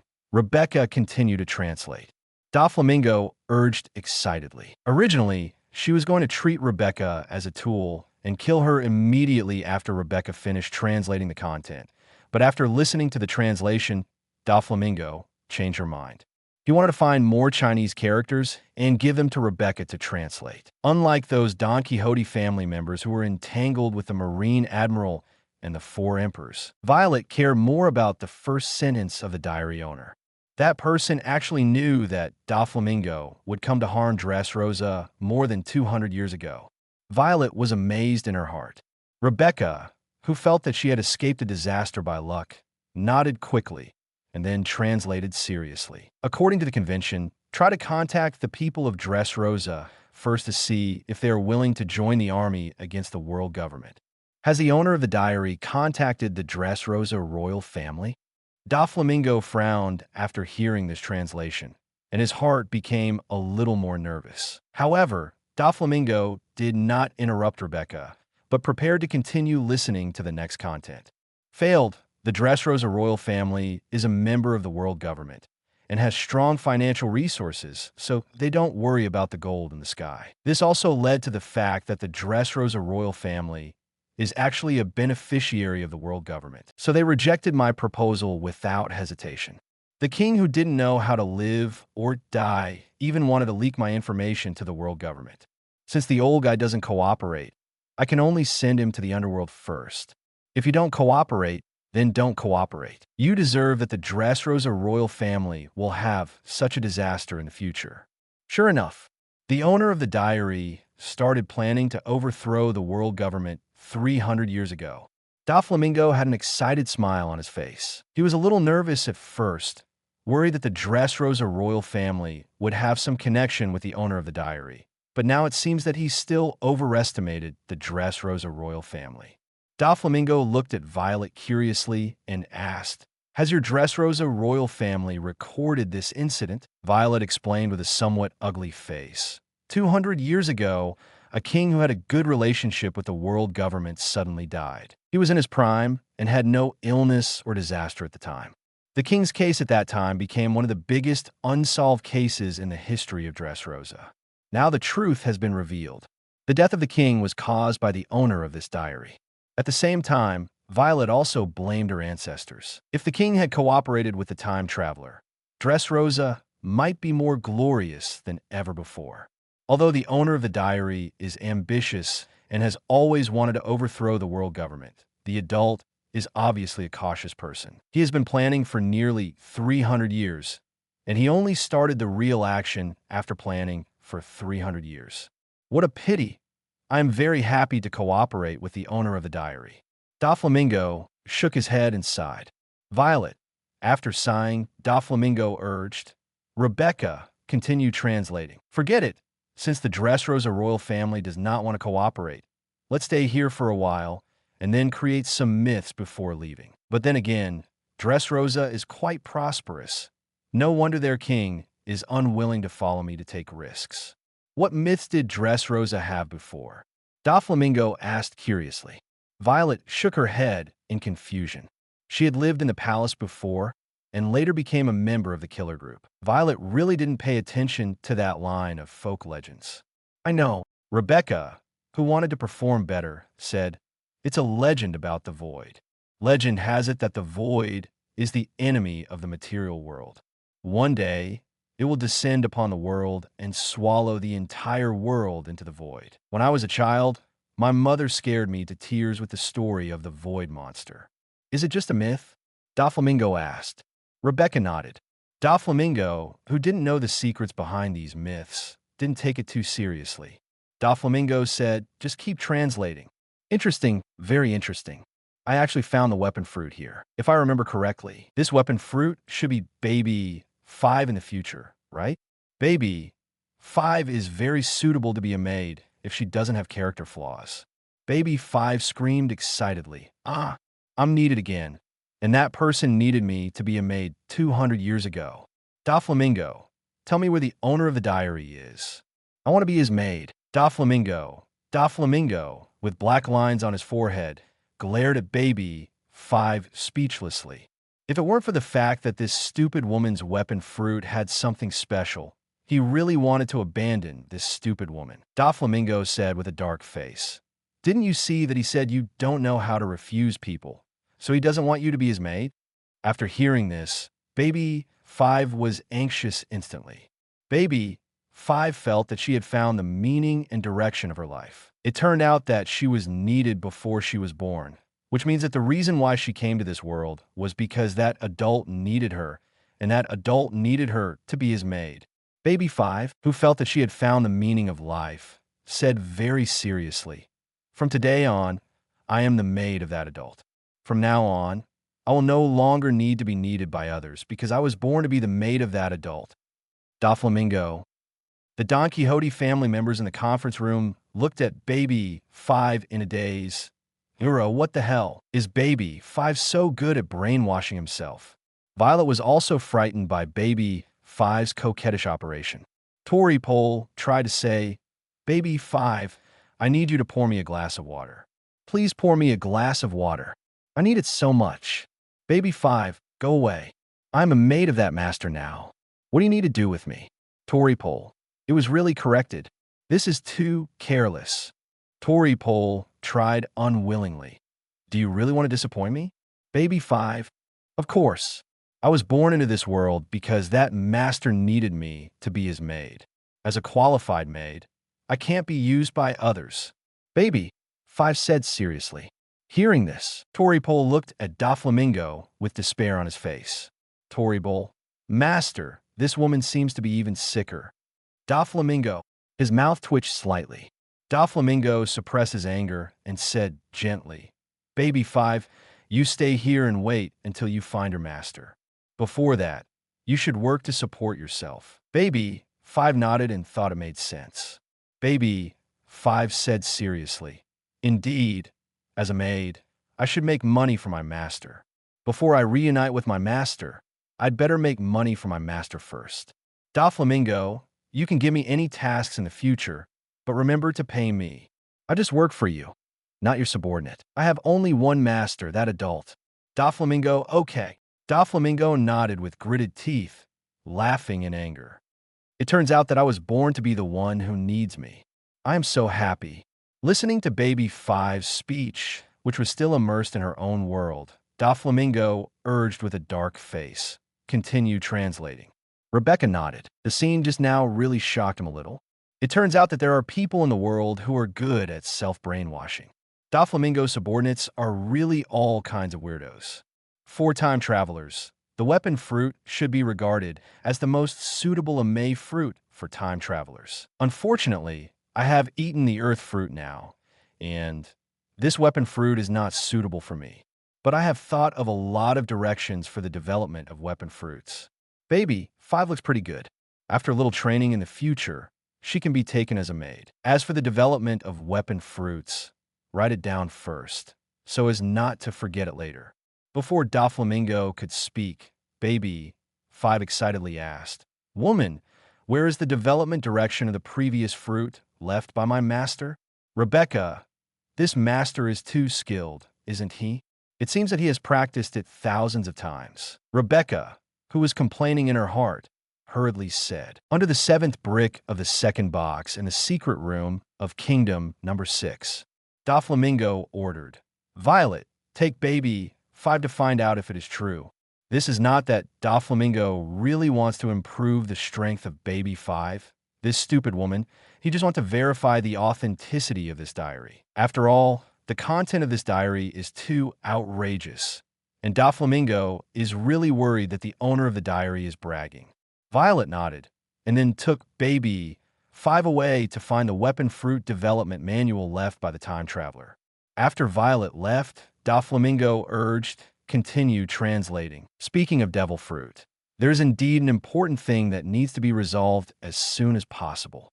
The side effects of devil fruit have always been a fatal weakness.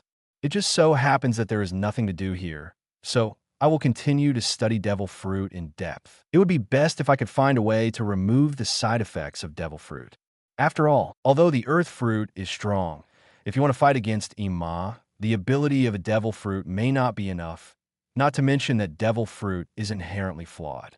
Rebecca translated this paragraph and put up several more in a row. Seeing this scene, Doflamingo asked unhappily, Why not translate page by page? He was too greedy for the research of the time traveler. If the side effects of devil fruit could really be eliminated. The big picture was so beautiful that Doflamingo felt that he couldn't help but laugh just thinking about it. Chapter 72. The first man to remove the curse of the sea since the birth of mankind.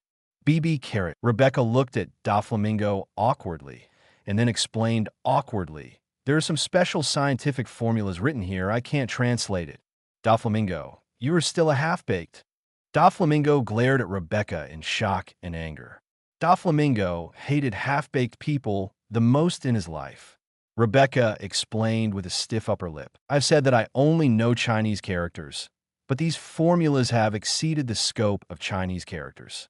If you really want me to translate... No more novels? Take part in the voting. The most requested novels and those with the most likes will be chosen for publication on euroaudiobooks.com. There, I can upload as much as I want without the risk of receiving a strike.